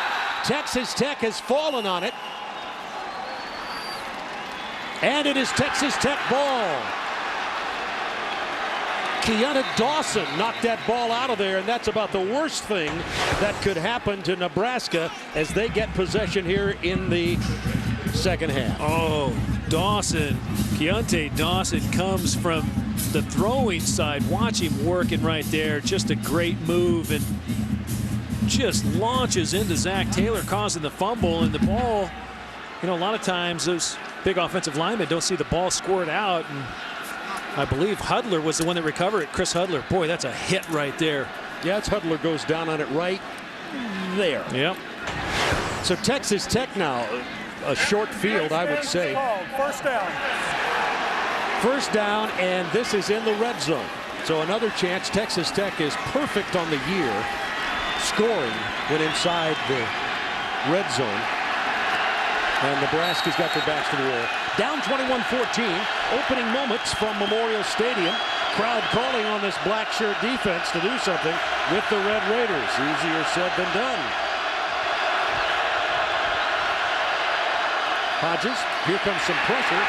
And Hodges is going to go down back at the 25. And the heat came that time. LaKeven Smith led the way back there. What they did right before the snap of the ball, they moved down. Watch the defense. They ended up sliding right before the snap of the ball. And remember, Texas Tech using those wide splits, Bob. What I saw towards the end of the first half, Nebraska's defense is sliding their linemen right before the snap of the ball. So it changes the look and the call for those Texas Tech offensive linemen. All right, second down 15 now. Hodges. Some pressure again, but he completes it right over the middle. Down to about the 8 goes Joel Falani. That's a gain of 17. Well, that got it back and got the first down. Again, the yardage situation not mattering for Texas Tech. They're going to line up and throw it. Hodges did a good job moving in the pocket, and then Falani, who had a big first half, 2 touchdown receptions, grabbing the ball inside the 10 for another Red Raider first down.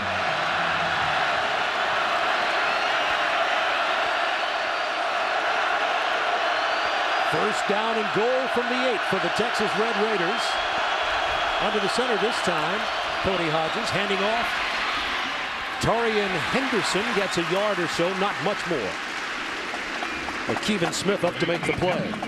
We haven't called Corey McEwen's name a whole lot, the middle linebacker for Nebraska. He comes in as the leading tackler for Nebraska, 36 total tackles. But right now, and I'd say he's just a little bit undersized, 6'1", 225 pounds. Brandon Jones, the center, 316 pounds. Manny Ramirez, the right guard, 340 pounds. They've been able to lock on number 13 and keep him out of the play. Second and goal from the 7 for Texas Tech. They got the ball at the 19 after the Zach Taylor fumble. Hodges, plenty of time this time, rolls out of the pocket. Good coverage down there, however. He's just going to have to lob it into the end zone. Incomplete. He just keeps looking for somebody. Olamua, the intended receiver. And there's the guy with the 40-inch vertical. Yeah. A smart move there. Throw it high and away to Olamua. 40-inch vertical. He'll go up and climb the ladder and get it. Cody Hodges, Mike Leach, we asked him what he liked most about Hodges. He said his footwork, staying alive in the pocket thus far during the course of this game. He saved plays by staying alive. Right now, a crucial 3rd down for Texas Tech. I think you go back to Olamua. Out of this formation, they like to run right here. Take a look. Hodges straight drop back into the end zone. Nothing there. Hodges is going to go down at the 23-yard line. First man back there, Adam Carricker. A loss of 12. There's the pressure. We didn't see that much in the first half. No, Nebraska's defense came in leading the nation with 26 sacks. Carricker with a spin move gets his 6th sack of the year, and that's just a great effort by number 90. And you heard, Kip Lewis when he talked to Bill Callahan. He said, "I loved, Nebraska's effort," and they came out playing hard here early in the second half. This will be a 37-yard field goal attempt by 21-14. Texas Tech looking for 3 more, and that is going to be good. 24-14. So Nebraska really dodged a disaster there as the black shirt defense stood up and held Texas Tech to a field goal from their own 20. 24-14 as Texas Tech got the 37-yard field goal from Trelica after recovering the Zach Taylor fumble at the Nebraska 20-yard line. Trelica set to kick off now to Tier Green 30 or Brandon Jackson 32 on the right side of your screen. So Texas Tech now on the year, 29 trips into the red zone, 25 touchdowns and 4 field goals. A perfect scoring goal. From the 14 comes Brandon Jackson. He's going to reverse it, cut up the middle, penalty markers everywhere. He's down at the 24.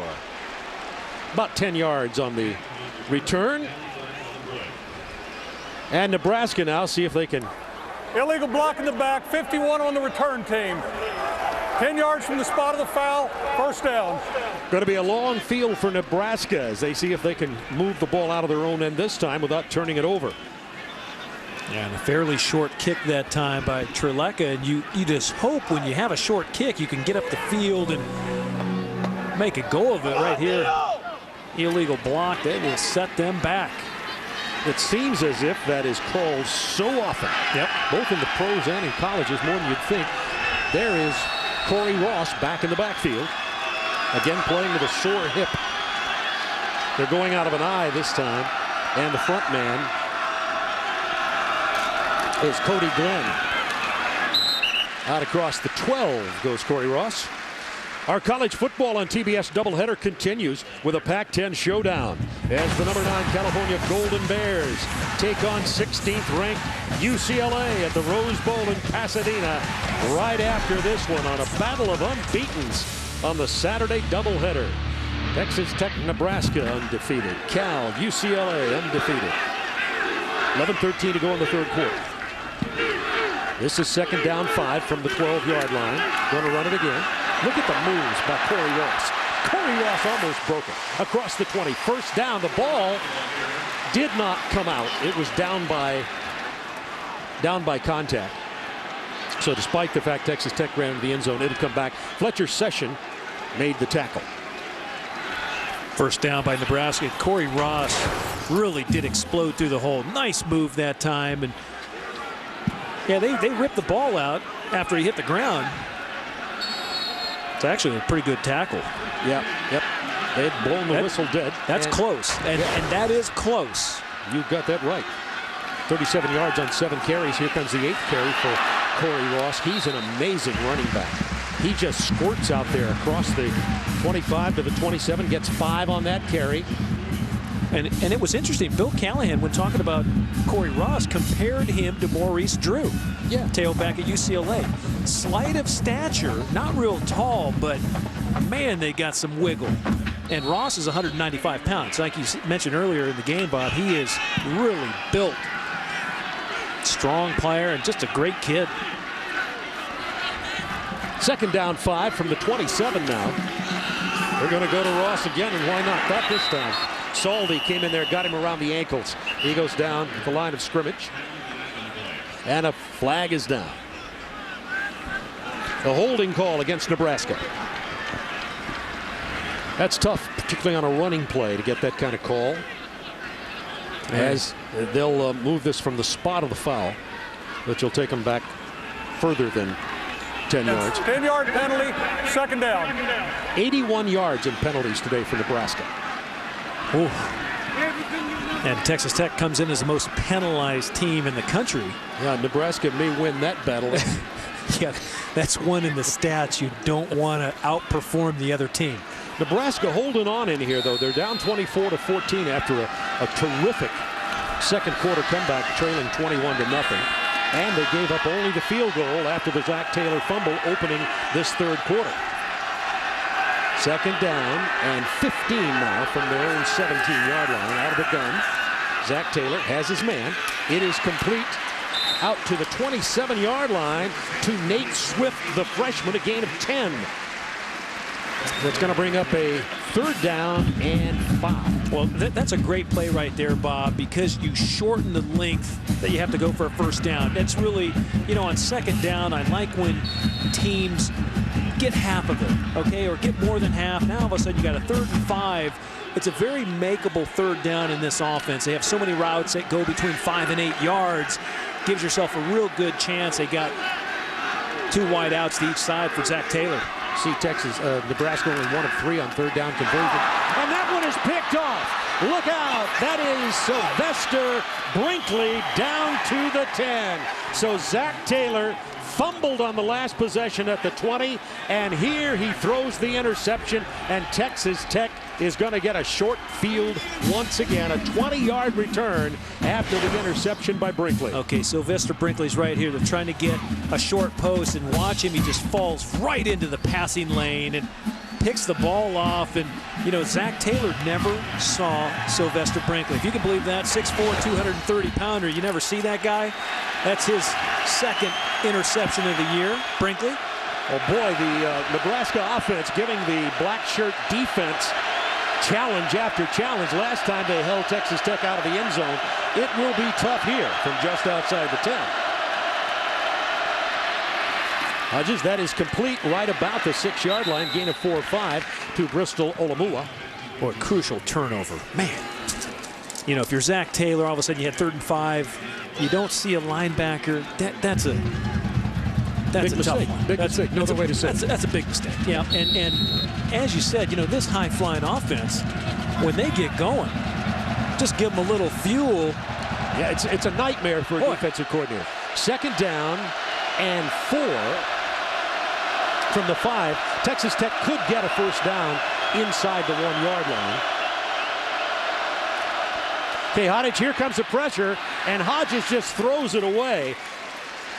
It was Danny Amendola was the intended receiver, and Hodges threw it away because he was about to be run over. Adam Carricker there to apply the pressure that time, and you said he really got rid of it in a hurry. Big number 90 bearing down on him, and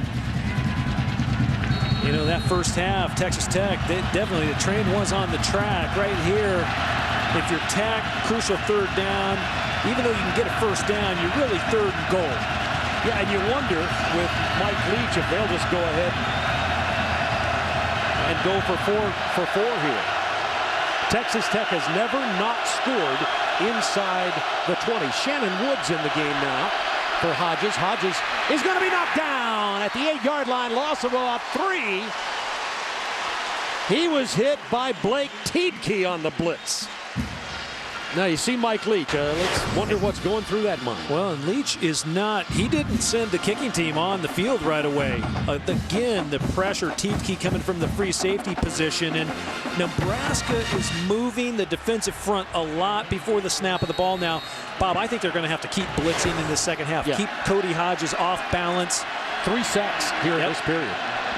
So Trelika is in for the field goal attempt. It will be one of 26 yards. And remember, they blocked one in the first half. He gets that one off and through, and it's 27-14. And once again, credit this Nebraska defense. They've had a field of less than 20 yards 2 consecutive times here and given up only 2 field goals.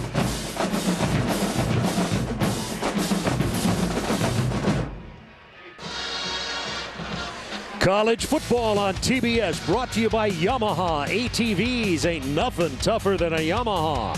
And by Aflac. Ask about it at work. So Nebraska's black shirt defense did a solid for the offense there. On 2 occasions, they held Texas Tech out of the end zone, gave up 2 field goals after 2 Zach Taylor turnovers. Here is the kickoff. It is going to come down to Brandon Jackson right about his 5-yard line.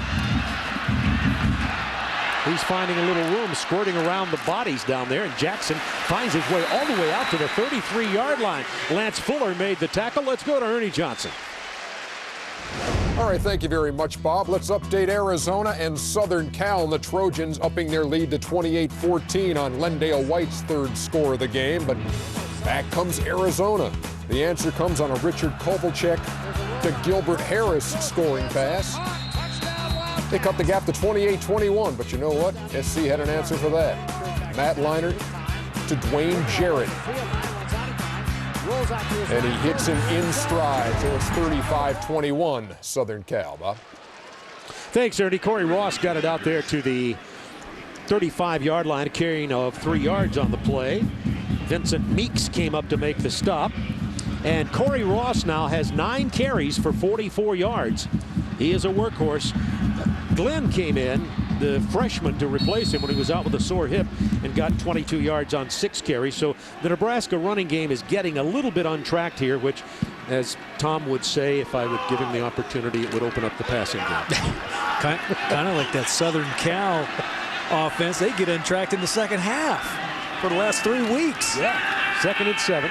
Screen over the middle. Corey Ross out close to the first down. Fletcher Session, the middle linebacker, comes up to make the stop. And this is going to depend on the spot of the ball, but I believe he is going to be short, and is, of the first down. Give him 6, needed 7. Your eyes are good. Just short. That's the glasses. I finally got glasses. So Bob, USC, yeah, they're a second half team. Yeah. They come back on everybody. They came back on Arizona State last week. Arizona State looked like they had them. All of a sudden, #1 team in the country comes roaring back. Well, Notre Dame's lying in wait. They have a bye week. Yeah, that's good. I can't and wait. Next week in South Bend, that'll be interesting. I cannot wait. One of these times having to come from behind, as Cody Glenn just gets a yard or so, and that having to come behind could blow up in the face of USC. Saldi made the tackle on Glenn. And Cody Glenn got stuffed by Saldi, and they gave him a very favorable mark that time. Oh my, I did not think he made it. I didn't think he made it either, but the far line judge marked it. Watch Saldi, he's going to be right here. He puts the hit in the backfield on Glenn. Boy, man. You know, for the old school viewers, Saldi reminds me a little bit of a young Ted Hendricks. Yeah. Rangy, big hitter. Play fake to Corey Ross. Throwing right side. Mulkey is open for a gain of about 4 yards over to the right side. It was Huffman who came up to make the play. Our 1st and 10 line is brought to you by Napa. And that 1st and 10 line is going to be right between the 47 and 48-yard line of Texas Tech, leading 27-14. 5:09 to go in the 3rd quarter from Lincoln, Nebraska. Bob Neal, Tom Ramsey, Kip Lewis with you. Homecoming at Nebraska, where they've won their last 36 homecoming games in a row, but this year they get Texas Tech. Can ruin anybody's party. That's right. Taylor has a man wide open right across the middle. That's a first down with a little more to the 42-yard line. Dwayne Slay came up to make the hit on the tight end, J.B. Phillips, number 85, a gain of 11. You know, every time Nebraska breaks someone free, the tackling of Texas Tech is so good. Lyle Sutton, such a defensive coordinator, coaches the linebackers. He also has on his staff one of the great ones of all time out of Michigan, Dave Brown, 16 years in the NFL, perennial All-Pro, in the Seahawks Ring of Honor. And he said to me before the game, he said, Tom, we got some players now. First down 10 inside Texas Tech territory. Another open receiver. It is complete at the 35, about 2 yards short of the first down to Mark LaFleur, number 9. Gain of 8 on that play. And the challenge for Nebraska, when you're facing a team of good tacklers and people that know their position so well, you got to be close to perfection. And Nebraska knew that coming in. They had up-tempo practices. Bill Callahan there really coaches tempo during practice, during games. He knows it's uphill a lot of times during the game, and Texas Tech's really bringing a lot of heat so far today with their front four. On 2nd and 2, they're going to run it with Cody Glenn. He almost broke out of that. He did get the first down, did the freshman, who's proving to have himself a pretty good ball game here as Corey Ross is not able to go all the way at running back with a sore hip. Gain of 5. Cody Glenn, the true freshman from Rusk, Texas. Big kid, played on the Division III-A level down in Texas. Over 6,300 yards and 87 touchdowns in high school. Look at his eyes. He is enthusiastic. He wants that ball again. Well, he'll get his chance. Taylor has another open man close to the first down. Right at the 21-yard line is Mark LaFleur. That's a gain of 9. And LaFleur just made his 4th catch of the day. And he's gained 45 yards on receptions. Well, you know, this is a great route. Just a nice pattern. You got a guy underneath going out to the flat. LaFleur sits down in the hole right there. When Zach Taylor has time, he's as dangerous as any passer in the country. He throws the ball with precision. Now, 2nd down and 1 at the 21. Let's see if Bill Callahan and Zach Taylor try to go for the money here. You don't exactly have a down to waste, but it's a good opportunity. They're just going to try to get the first down as they throw out here to Nate Swift, and he's got the first down, but just barely. Just barely. Sylvester Brinkley come up to make the play. CSTV All Access. Listen to live games, view press conferences, coaches shows, exclusive athlete features, and more on your computer.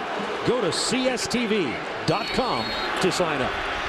So Nebraska on the drive here. Inside the 20 to the 19-yard line. First down and 10, trailing 27-14. Going to run it out of the eye this time. Corey Ross back in. Stutter sets his way to the 15-yard line. Give him about 4. Tackle made by Nazaruddin, who came up from the secondary. That's kind of cool. If we had broadband access, we could actually get scores and highlights. But someone unplugged the computer today. That's right. Our computer went. The only problem with our culture, our modern world, is, boy, if the computer goes down, it's adios. Unless it's us, and we're using some real brain power up here. Not us. The help. 2nd down and 6 for Nebraska. Play fake, rolling right. Taylor with a lot of time. Into the arms for a touchdown of Terrence Nunn. Touchdown, Nebraska. A 15-yard scoring strike. Well executed. Terrence Nunn gets the touchdown catch. You said it, Bob. A little fake, going left, play action. Watch Zach Taylor. Wait for Terrence Nunn. And Terrence Nunn comes streaking across the field from the other side. And they worked that one in practice. They knew they couldn't track Terrence Nunn all the way across the field. Terrence Nunn's first touchdown of the year. Jordan Congdon for the point after. And we've got a ball game here. 27-20. Texas Red Raiders led 21-0, then 27-14. Now Nebraska within 6. This is the closest Nebraska has been since 3:13 in the first quarter. Down now, only 6. We have Danny Amendola, number 20. Number 21, Shannon Woods, about to take a kickoff from Jay Wesh.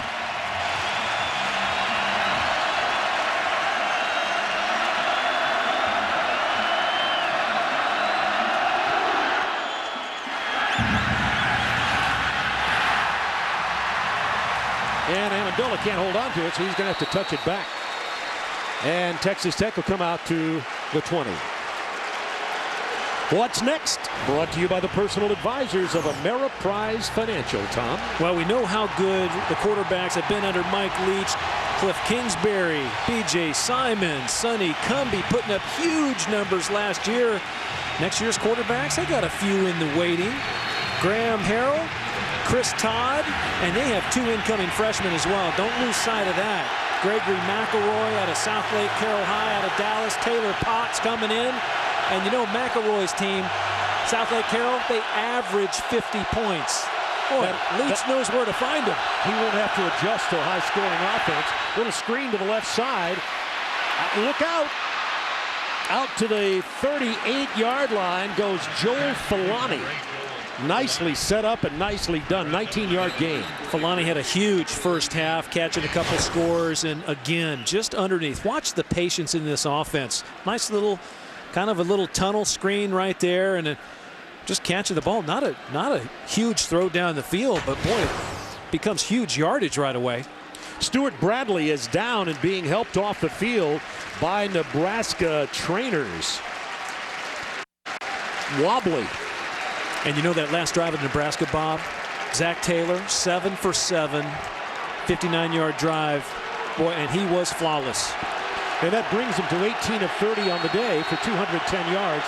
He has thrown 2 interceptions and lost a fumble, 1 TD pass. And Hodges has only been 2 of 7 in this third quarter. 1st and 10 from the 39. Nebraska doing some stemming.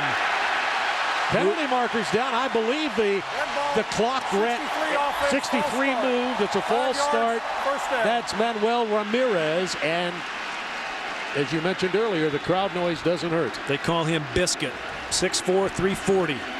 He's a biscuit near 350 is what he is. Call him anything he wants to call him. That's right. 7 penalties now for Texas Tech for 75 yards. Here comes that noise again. And the defense is stemming. They're moving right before the snap of the ball, creating some confusion with the offensive linemen. More protection in the backfield with 2 running backs. Quick toss out to the left side. Gain of about 6 yards for Jared Hicks. Hicks has been kind of quiet. Yes, he has. Last year, he had a big game against Nebraska. He caught an 80-yard score in that 70-10 thumping down in Lubbock. Huskers haven't forgotten that one. That's 3 catches on the day for 48 yards. You see the Cody Hodges numbers here in the second half in this third quarter with only 34 seconds left. One reason is he hasn't had to go far as he got the ball both times inside the 20. 2nd down, 5. They're going to try to run it over to the left side. No. Down at the 40. Jay Moore combines with Adam Ickes, a loss of 4. Well, the guy that made the play, middle linebacker Corey McEwen, watch how he ends up. He takes up a couple blockers inside and allows Jay Moore to scrape on the outside. Adam Ickes trying to strip the ball, but Jay Moore, a big, solid defensive end. McEwen right there, their top tackler. Bring on the fourth quarter, he's saying. And that's what's coming up.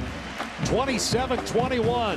Huskers down 6 to the leading scoring offensive team in the nation.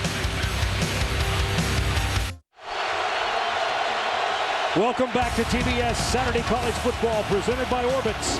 Score 27-21. 3rd down 8. Texas Tech. Speed rushers in for Nebraska. Hodges tosses it across the middle, and it's short of the first down. His receiver, Robert Johnson, tried to change directions, and the turf reached up and got him, and then Dagunduro did likewise, a gain of 5, and they're going to have to punt the ball away.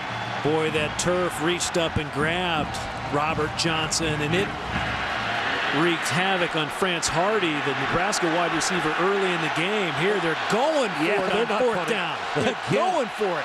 And it's out here at midfield. Talk about a big play, but this is Mike Lee. This is Texas Tech. Crowd noise deafening. Well, I think you bring a blitz. I think you got to just shoot the gap and bring people. They sure are showing blitz. And Cody Hodges has to call a timeout. And that might be part set up to draw them offside. Oh, sure. Alex Reyes, they got one of the best punters in the country. He knows that. But with Texas Tech, often you would assume that's probably what they're doing, but not with Mike Leach. No kidding. Well, we have a second. It's time for Tough in the Trenches, brought to you by Yamaha ATVs. Well, they always say the game is won and lost in the trenches. Cody Hodges sacked 4 times. Adam Carricker leading the way. Big number 90. Nice spin move there, putting Hodges down. And one of those things, you got to have time to throw either side of the ball. Actually, for the most part today, Tech's done a pretty good job of protecting Cody Hodges. There's the old defense. How about the skull and crossbones? How about the black shirt sign and the things on the wall at Nebraska's locker room for these defenders? That's right. The renowned black shirts given to the defensive players, the key defensive players of Nebraska. There's Kevin Cosgrove, the defensive coordinator for Nebraska. They have 15 of those black shirts. Of course, one of them, Steve Octavian, out for the year. Broken leg against Maine.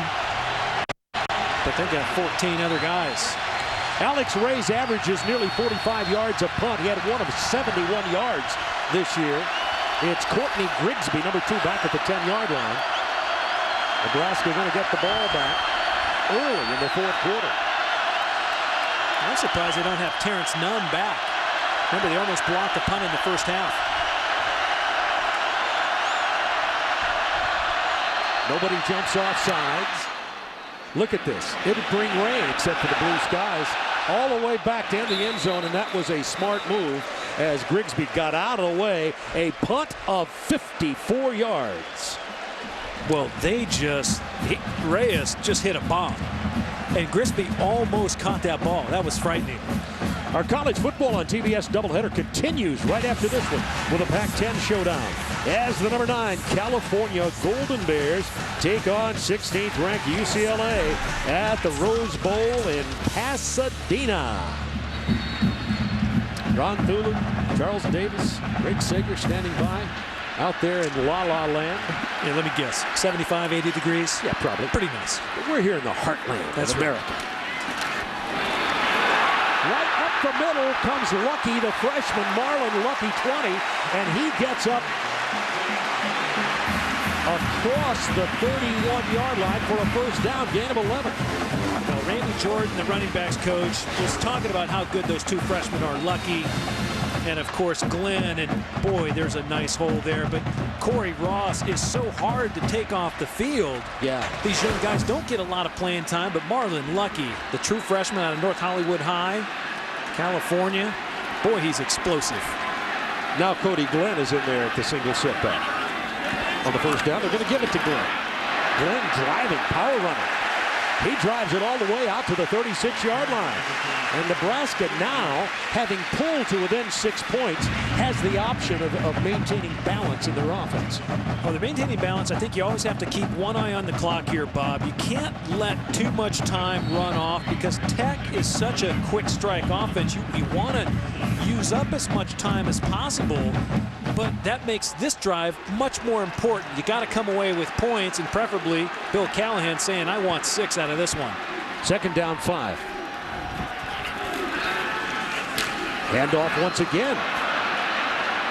Glenn bounces off one tackle and gets a little bit of it. Nothing was available. John Saldi made the stop, getting about a yard on the play. Glenn now has 10 carries for 35 yards. Ross has 10 for 46. Now, earlier in the second half, Zach Taylor had a 3rd and 5, went to the pass, threw an interception to Sylvester Brinkley. Really cost Nebraska earlier. I imagine they come back with the pass. Zach Taylor was 7 for 7 on their last touchdown drive. Nebraska 2 of 5 on 3rd down conversions on the day. He's going to throw it again. Quickly tossed and caught, and first down. The ball came loose. I believe it was, no, it's a fumble. Texas Tech ball. Dwayne Slay knocked it loose. And it is Texas Tech ball. Yet another turnover. And a Nebraska player is down, Mark LaFleur.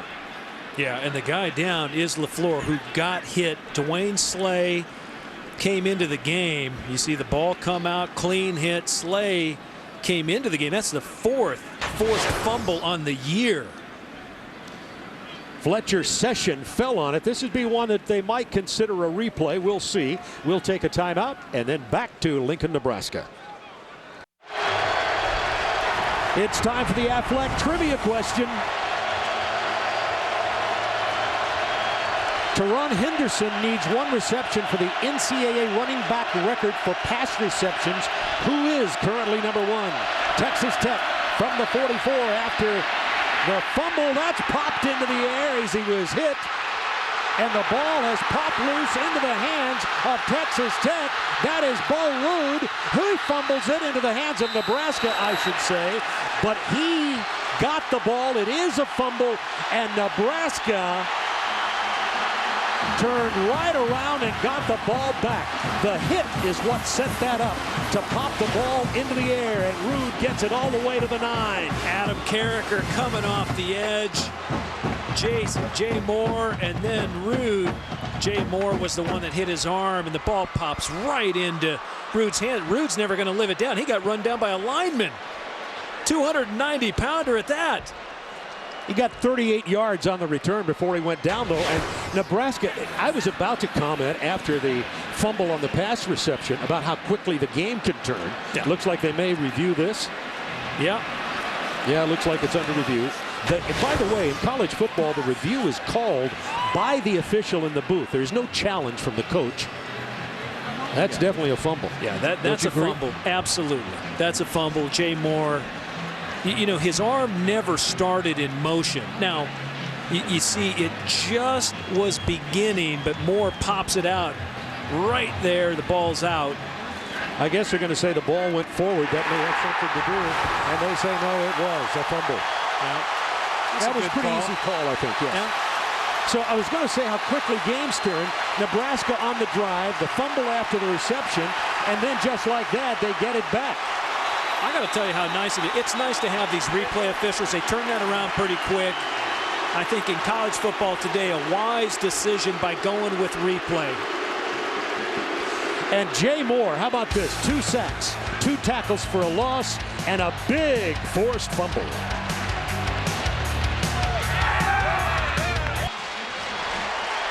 College football on TBS, brought to you by Orbitz. Log on to Orbitz.com today.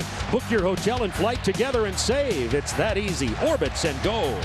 By the Principal Financial Group, we'll give you an edge. By Sheraton Hotels and Resorts. Visit Sheraton.com for best rates guaranteed. And by Kia Motors. Kia, the power to surprise. First down 10, Nebraska at the 14-yard line after Jay Moore caused Cody Hodges to fumble.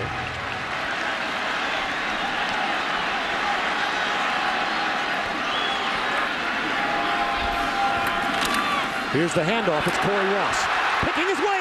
He's caught from behind at the 3. Got a first down, though. Keita Dawson, how about that speed by a defensive lineman? A gain of 17, and Nebraska has it. First down goal. Well, offset eye. They come through. Dane Todd, the big fullback, gets a nice block on Dwayne Slay, the free safety. Corey Ross springing right up the middle of that Texas Tech defense. And you said it, Dawson. What a great play by him, tracking Corey Ross down. So we have now 1st and goal from the 3, Nebraska in the power formation with the out. Fumble. Zach Taylor fell on his own fumble. He did not get the exchange from the center.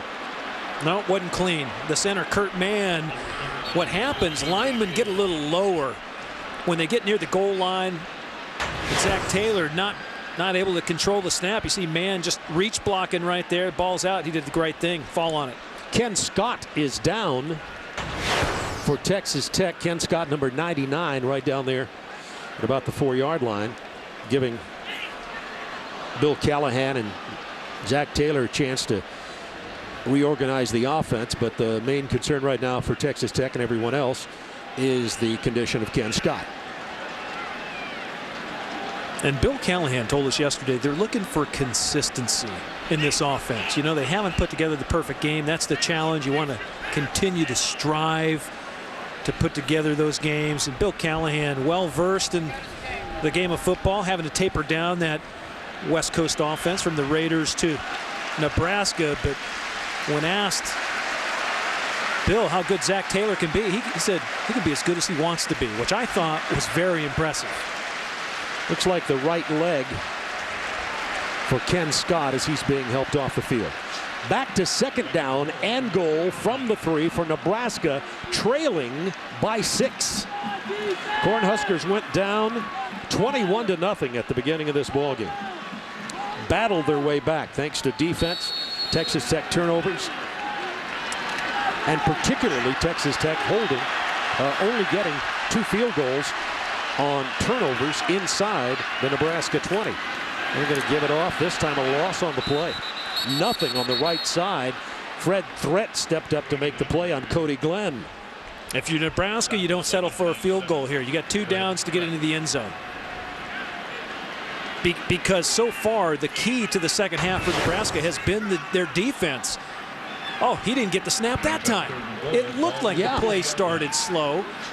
He fumbled the snap again. 2 times in a row. And if our first word for describing, and everybody else who knows him, Zach Taylor is poised under pressure. Well, it's not always his fault on a fumbled snap, of course. No, but here you go throwing it here. Now it's down to 3rd down and goal from the 4. Little lob into the end zone. Terrence Nunn. Touchdown, Nebraska.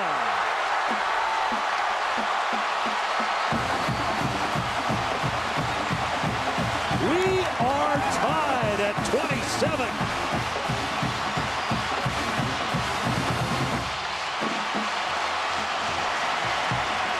Well, it's something you work on over and over in practice. They were working it to perfection the other day. Terrence Nunn going up high, and he came down with 1 foot in bounds. Nice play. Great catch by Terrence Nunn. Here's the point after attempt by Condon.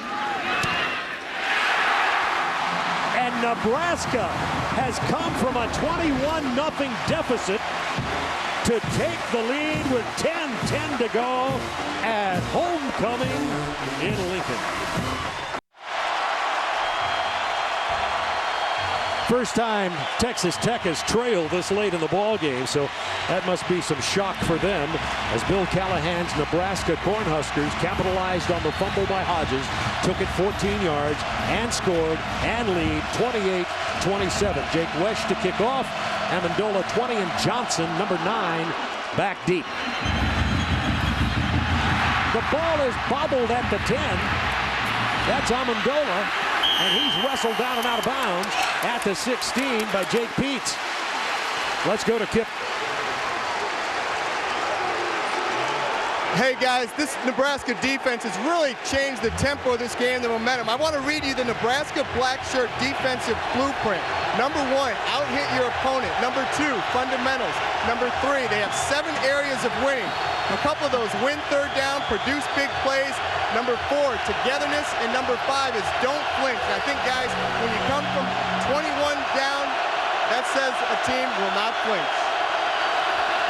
1st and 10, Texas Tech. Nation's number 1 scoring offense. That pass thrown behind the intended receiver. That was Jared Hicks. And now it's time for our answer to our Aflac trivia question. Torrin Henderson needs 1 reception for the NCAA running back record. Who is currently number 1? You knew that. Mark Templeton of Long Beach State. He had 262 career receptions. The 49ers, Long Beach State. Second down 10 from the 16. They don't have a program anymore. How would I remember? That's right. I didn't want to put you out on the limb there. Cody Hodges went across the middle. He is batted down right at the point of throw. Jay Moore once again back in there. Jay Moore. He's got a forced fumble. He's got 2 sacks. He's got 2 tackles for loss. Jay Moore has had his motor running the whole game. And a moment ago, Kip Lewis talked about don't flinch. And before that, Bob, you mentioned Zach Taylor having poise. But you know what? They resemble their head coach, Bill Callahan. He's cool, calm, and collected on the sideline. But their defense has played all out here in the second half. How about Texas Tech? 1 of 7 on 3rd down conversions. This is 3rd down 10. Hodges has some time this time. Comes across, but it's short of the 1st down. The pass is complete at the 24 to Joel Falani. Short but close to the 1st down. Give him 9. And if I were a betting man, I'm thinking we don't see the punter. Boy, if I'm Mike Leach, though, I punt it. You have a great punter in Alex Reyes. You can score in a very short amount of time. Here comes Reyes. Yeah. He thinks about it, though. That's Mike right there in the picture. He has a law degree, a master's in coaching technology. I didn't know there was such a thing. Courtney Grigsby is going to be back about his 35-yard line. Bob, yeah. I'm sorry. One thing that Nebraska did the last time they were in punt return formation, they left one of the gunners wide open. And I think if they were to do it again, I mean, they had 2 guys run in to try and block the kick, and they left the guy wide open. And I'm telling you, in the NFL, the punter's good enough and smart enough, he'll pick the ball, just throw it out there. Alex Reyes wasn't looking the last time. On 4th down after the penalty, 4th and 6. Reyes hits a line drive. This is very returnable. From the 38, Grigsby gets a block on the outside and knocked out of bounds inside Nebraska territory at the 39.5-yard line by Serdon Lewis. Grigsby got an 18-yard return on a 42-yard punt. Nebraska with the lead, 28-27, and good field position. So Zach Taylor's 20 of 32 for 221 yards, 2 TDs, 2 interceptions, and Nebraska has staged a whale of a comeback. They really have. They got it put on them. You see the numbers right there, the QB comparison. Wonderful numbers by both quarterbacks. 2 costly interceptions by Nebraska's Taylor. And right now, here's where ball control and ball security have to pay off for Nebraska. They're going left side to Corey Ross. He has a seam, about 5 or 6. The safeties and cornerbacks are having to come up to make the play, and that was Vincent Meeks, the strong safety that time. Corey Ross gets through that, gets across the line of scrimmage about as quickly as anybody I've seen this year in college football. He gets across the line of scrimmage real fast, but Texas Tech shuts the door so darn fast. They are quick on defense. Corey Ross, numbers on him, rushing 12 for 63, 3 receptions, 45 yards. Kept him out of the end zone today. Second down 4 from the 34. Going to Ross again. Ross, no, that's, check it, that's Glenn. Glenn with the ball, and he gets the 1st down and a little more. Vincent Meeks came up to get Cody Glenn. You think Husker Nation likes when they run the football? Boy, they're hooping and hollering. I formation. Dane Todd, the big fullback, with a nice lead block, and then Cody Glenn, good enough with enough wiggle to avoid the big hit and tackle by Dwayne Slay. Rotating backs now. Corey Ross back in there. And Cody Glenn numbers on the day. 2 touchdowns for the freshman. This is 1st down 10 from the 28-yard line. Corey Ross going to run it up the right side. Found the seam. Ross to the 20. 2 yards short of the 1st down. Antonio Huffman made the tackle. A gain of 8 for Corey Ross. Oh, they're just pounding away now. They pull the big guard, Greg Austin. Watch, he'll come pulling around here, seek out some white shirts. And He couldn't find anybody. boy, I tell you, it's a nice big hole, though. Corey Ross, again, getting up in the hole north and south. Nebraska doing a good job here, controlling the clock and the football. Yeah, they have taken the lead in clock time. They've had possession 26-29. 26 minutes for Texas Tech. This is second down 2. It's Swift in motion. Corey Ross looking for running room. Doesn't get it. Defense again, as you said, closed so quickly. Sylvester Brinkley. Let's go down to Kip Lewis. Bob, more bad news for this Texas Tech defense. Defensive lineman Ken Scott is done for the day. He has a right ankle injury. He left the field just a few moments ago on a cart. And we have a stoppage of play down there after that play. We've got a penalty against Texas Tech. Never saw the yellow flag, knew that there was something like that going on. It was the penalty against Texas Tech, and that will give Nebraska the first down. Here's where you want to keep your composure if you're Texas Tech. Don't commit the silly penalty. You got a lot of time here. If you're Mike Leach and his team, 6:47 left on the clock. Scoring in a short amount of time is not the issue. You want to keep Nebraska out of the end zone now. 1st and 10 from the 11. Keeping on the ground. This is the freshman Marlon Lucky to about the 6-yard line. Fletcher Sessions, the middle linebacker, comes up to make the play. Well, Nebraska's defense coming in, 26 sacks on the day. 5 sacks in the second half alone was the Nebraska defense, and really created the short field for their offense. I was just going to ask you, what has been the trend on the turnaround here, and you just knew. It's magical almost. Yeah. Corey Ross back in there. Play fake to Ross.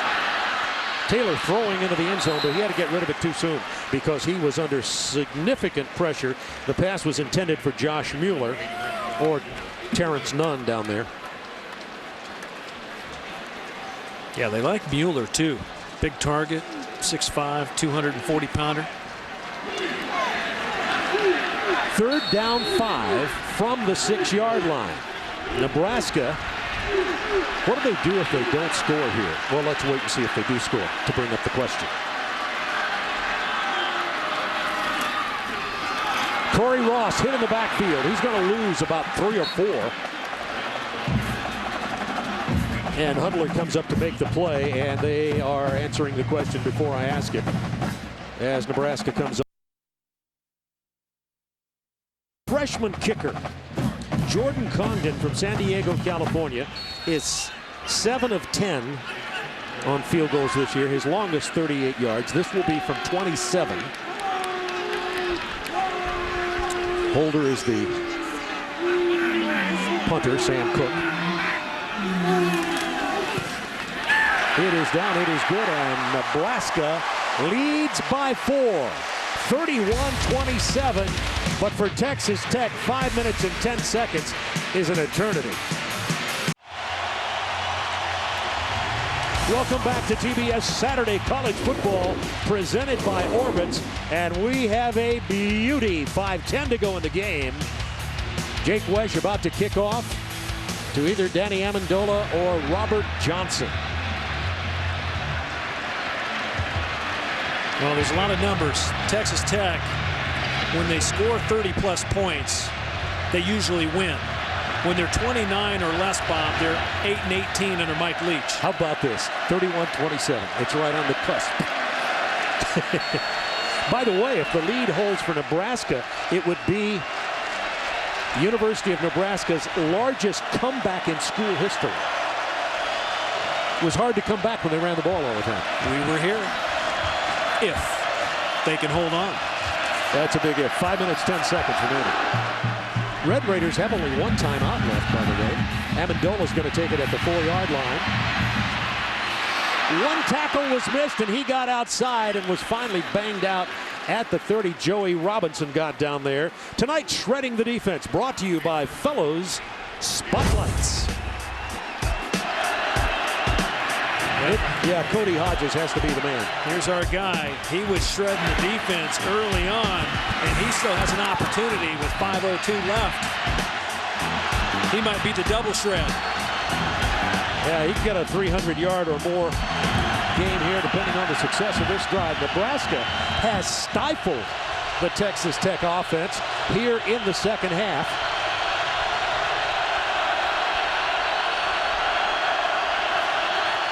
But it can break loose at any time. I mean, they're throwing it all the time.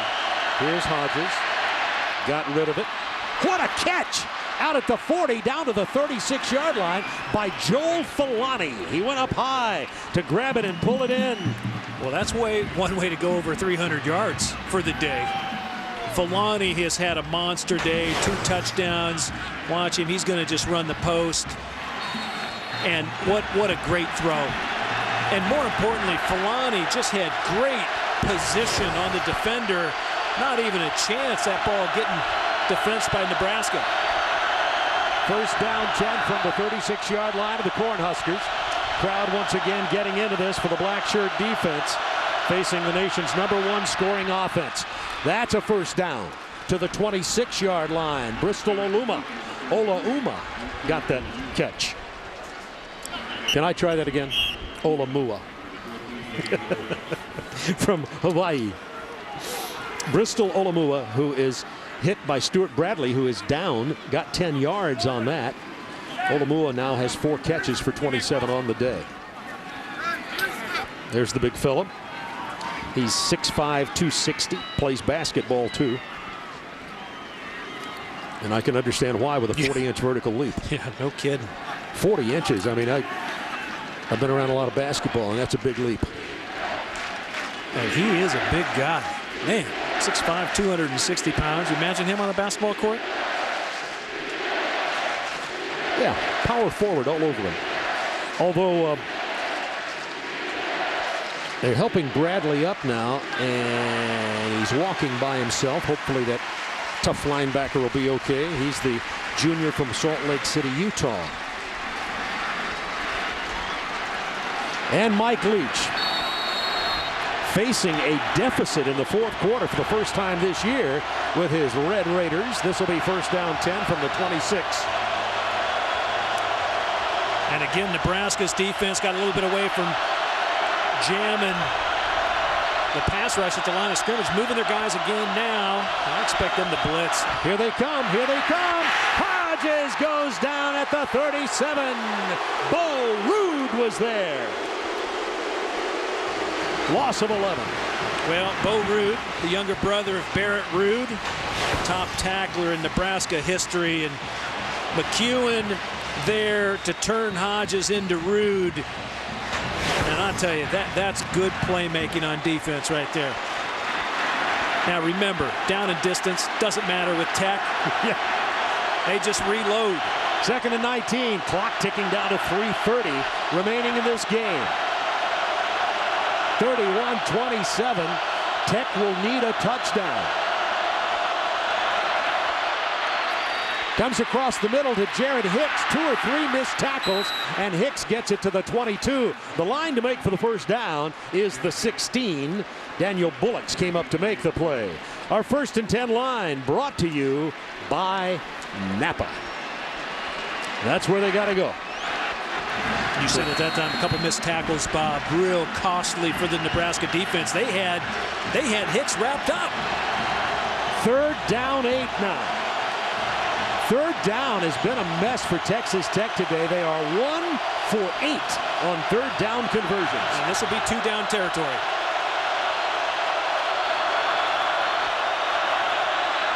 Quickly across the middle, a shoestring tackle. Pass was to Olamua. He nearly broke that tackle. He got close to, but not enough for the first down, a gain of 6. 2:23. You have to go for it here on 4th down. The way Nebraska has controlled the clock here in the second half.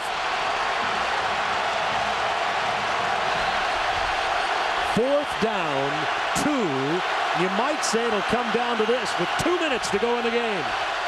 Texas Tech has converted once on their only other fourth down try of the day.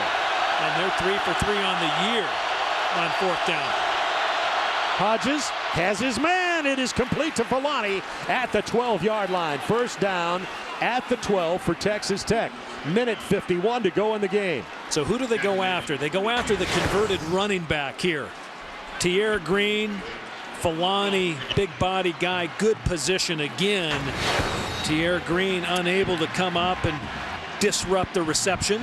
Yeah, Tierre Green listed at 6'1", but you saw the tremendous difference in height between him and Olamua.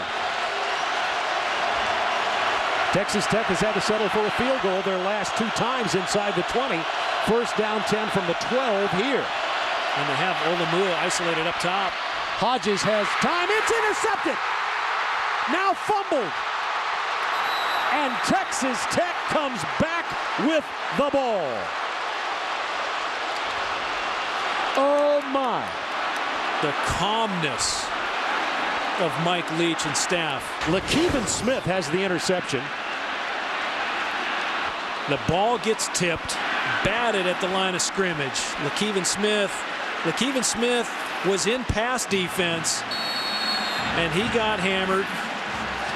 And Danny Amendola goes down to cover the ball. Yep. Wow. McEwen was the one that batted the ball up in the air. LaKeven Smith fumbled it, but he was hit hard.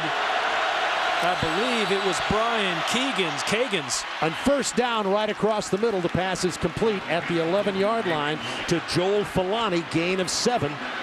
Kagans was a backup guard, Bob. He was the one that rocked Smith and jarred the ball loose. That could easily be the play of the game. And catch this, the clock is running. It's 44 in the game, 44 seconds. So Nebraska will have nearly no time left if the Red Raiders score the touchdown. Hodges is going to hand it off to Henderson. He stopped at the line of scrimmage, right about the 10. He got close to the first down. It was second down and about 3. Let's see where they spot his forward progress. Gain of about 1, I think.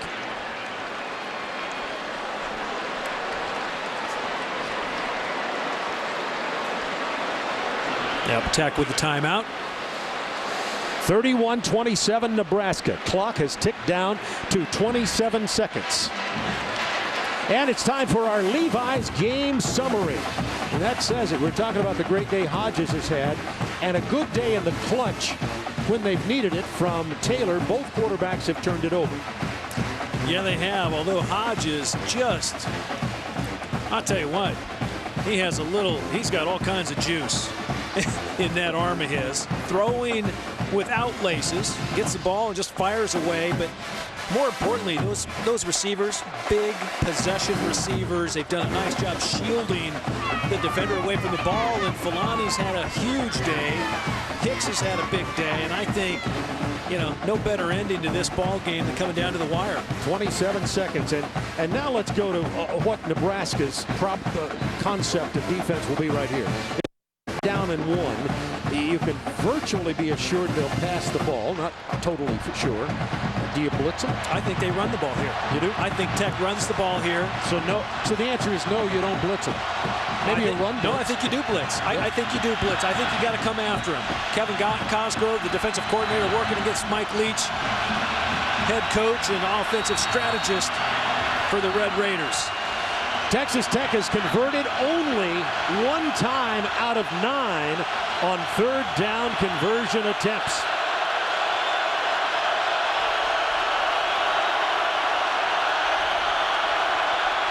Hodges, he's going to throw it. He's under attack. He's into the end zone. Throws it away. Well, I don't know whether he was going to run it or throw it. Oh, boy. Filani was the intended receiver there.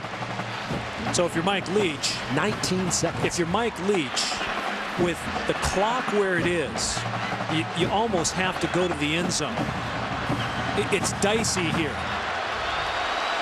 So it's 4th down and 1. If the black shirt defense rises up here, it won't matter. Well, if Tech had a timeout, they would call it. And but instead, they're helped out by Nebraska, who calls the timeout. Exactly. There's Kevin Cosgrove, the architect of the Nebraska defense, and this will be their biggest play of the day, obviously. leading in this game by 4 over Texas Tech. Texas Tech came in undefeated, 13th ranked, highest scoring team in the nation. They call it the point-a-minute offense, scoring nearly 57 points a game, nearly a point a minute. And Nebraska has done a heck of a job holding them to the 27. They've done a wonderful job. And, you know, I mean, how appropriate is it for this game to come down, and it rests again on Nebraska's defensive shoulders. And I think everyone on that sideline, Nebraska players, coaches included, I think they're happy that that defense is out there. You bet. You bet. This is a character-making stand right here, one way or the other. Dare I say it's all down to this. Texas Tech 2 of 2 on 4th down conversions today. Now they can convert this and still not get it into the end zone, and only 19 seconds left. And Tech with 2 backs, Bob. Yeah, they have Woods back there with Henderson. Hodges, quick drop, can't find anybody. Rolling and looking into the end zone. Touchdown, Falani. Texas Tech. Joe Falani, who's had a career day here today. With 12 seconds left, the Red Raiders lead it by 2, and this crowd went silent. What a throw. And again, Hodges using his feet, staying alive.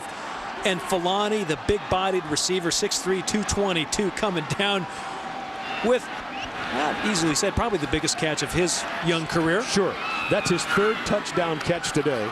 11 catches for 163 yards. 34-31. Well, credit the quarterback, credit the offensive line. He keeps the play alive right there. And that's just knowing where a receiver's coming from, because he's not the first choice here. Hodges gets pushed. Titus Adams pushes him out of the pocket. He looked 2 places before he found his receiver. Falani beats Blake Tiedtke. Man, that is a catch. Third touchdown of the day. Listen to the quietness, if there's such a word to say.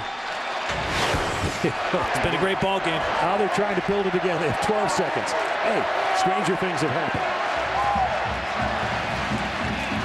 Well, when Leach goes over that 30-point mark, Texas Tech becomes a different team.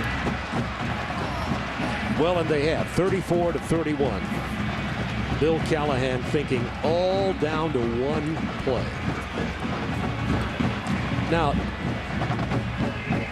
what does Texas Tech do here?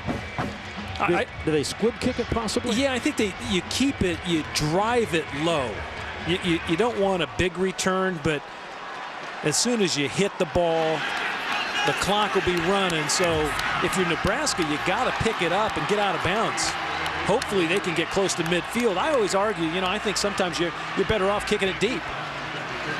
But then you have the best, you put the ball in the best returner's hands. There's Tier Green. Here's their best returner. Brandon Jackson is 32, standing to his left with only 12 seconds left. Not much hope here. The ball blows off the tee, and you could hear a pin drop. As a matter of fact, I could hear the ball fall off the tee. Boy, up here. Boy. And we've got a beauty coming up right after this on TBS. UCLA, California, Pasadena. They're both undefeated. I thought this game might go into OT. We came close. You know, you mentioned earlier about Nebraska having to hurry a little bit with the clock, even when they were driving to score. And they did, and they did not hurry it that much, and they ran out of time here with 12 seconds. So they'll bring it out to the 20-yard line, and Zach Taylor will need a miracle. And that's a huge kickoff by Trelica, putting it out of the end zone. You make him go the distance now. He has kicked it out of the end zone on 34 kickoffs this year, 17 times. I think if you're Nebraska, you're trying to get big chunks of yardage, but you're playing into the teeth of this Tech defense. Their safeties are their best players on the field. Vincent Meeks, Dwayne Slay, the 2 safeties back. They're back nearly 30 yards deep, too, in that secondary. Here's Taylor. He's got some time. Comes to Swift, who drops the ball out at the 49-yard line. Boy, a catch there, and there's new life. Now only 5 seconds. Yep. And they need a field goal.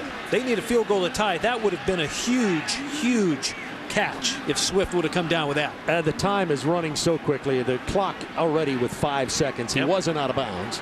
They could have called a timeout perhaps, but it's about down to this for Nebraska. A very game Nebraska team. Around the country, Nebraska, even though 4-0, has not been ranked except in the Harris poll in the top 25 this year, being shown no love by the pollsters. Yeah, they really hadn't. I was surprised. You know, Alabama, who has a bye this week, they moved up in the polls. Penn State moving up in the polls, undefeated with a big game tonight. And then, of course, the Harris poll putting Nebraska at number 25. That's the BCS complex poll. Yeah, I'll call it the supervisory poll. That's it. Supervisory poll is good. How's that? Well, Nebraska, what I was saying is they haven't been shown any love, and a lot of people were saying things like, this is the worst 4-0 country team in Division I. You know, they're 4-0, but yeah, they're still not any good. This is a good Nebraska team because remember, they're playing the #1 offensive team in America here today, and they had the lead with only 12 seconds to go. Yep, that young man right there, Cody Hodges, resilient, stayed after it. 386 yards, 4 TD passes, 34 of 45. Big numbers, big numbers. That's hard to do against no defense, Bob. But against a Husker defense that's armed for bear, those are huge numbers. Taylor comes right across the middle, gets it into the hands, and he laterals hit Corey Ross to Terrence Nunn. There is a loose ball, and it looked like a flag may have gone down there. No, they're just running it out. It was just the bean marker to spot the ball. The time has expired, and the Texas Tech Red Raiders have defeated the Cornhuskers of Nebraska 34-31 in as good a ball game as you can find. Kip Lewis. Hey, Bob, I'm with Tech quarterback Cody Hodges. Cody, you guys got off to a great start, but did this game end sort of in the fashion you guys expected? You know, Nebraska, they played tough the whole time. We got up 21-0, and they kept fighting. You know, a lot of teams would probably lay down and die, but they kept fighting hard, extremely hard the second half.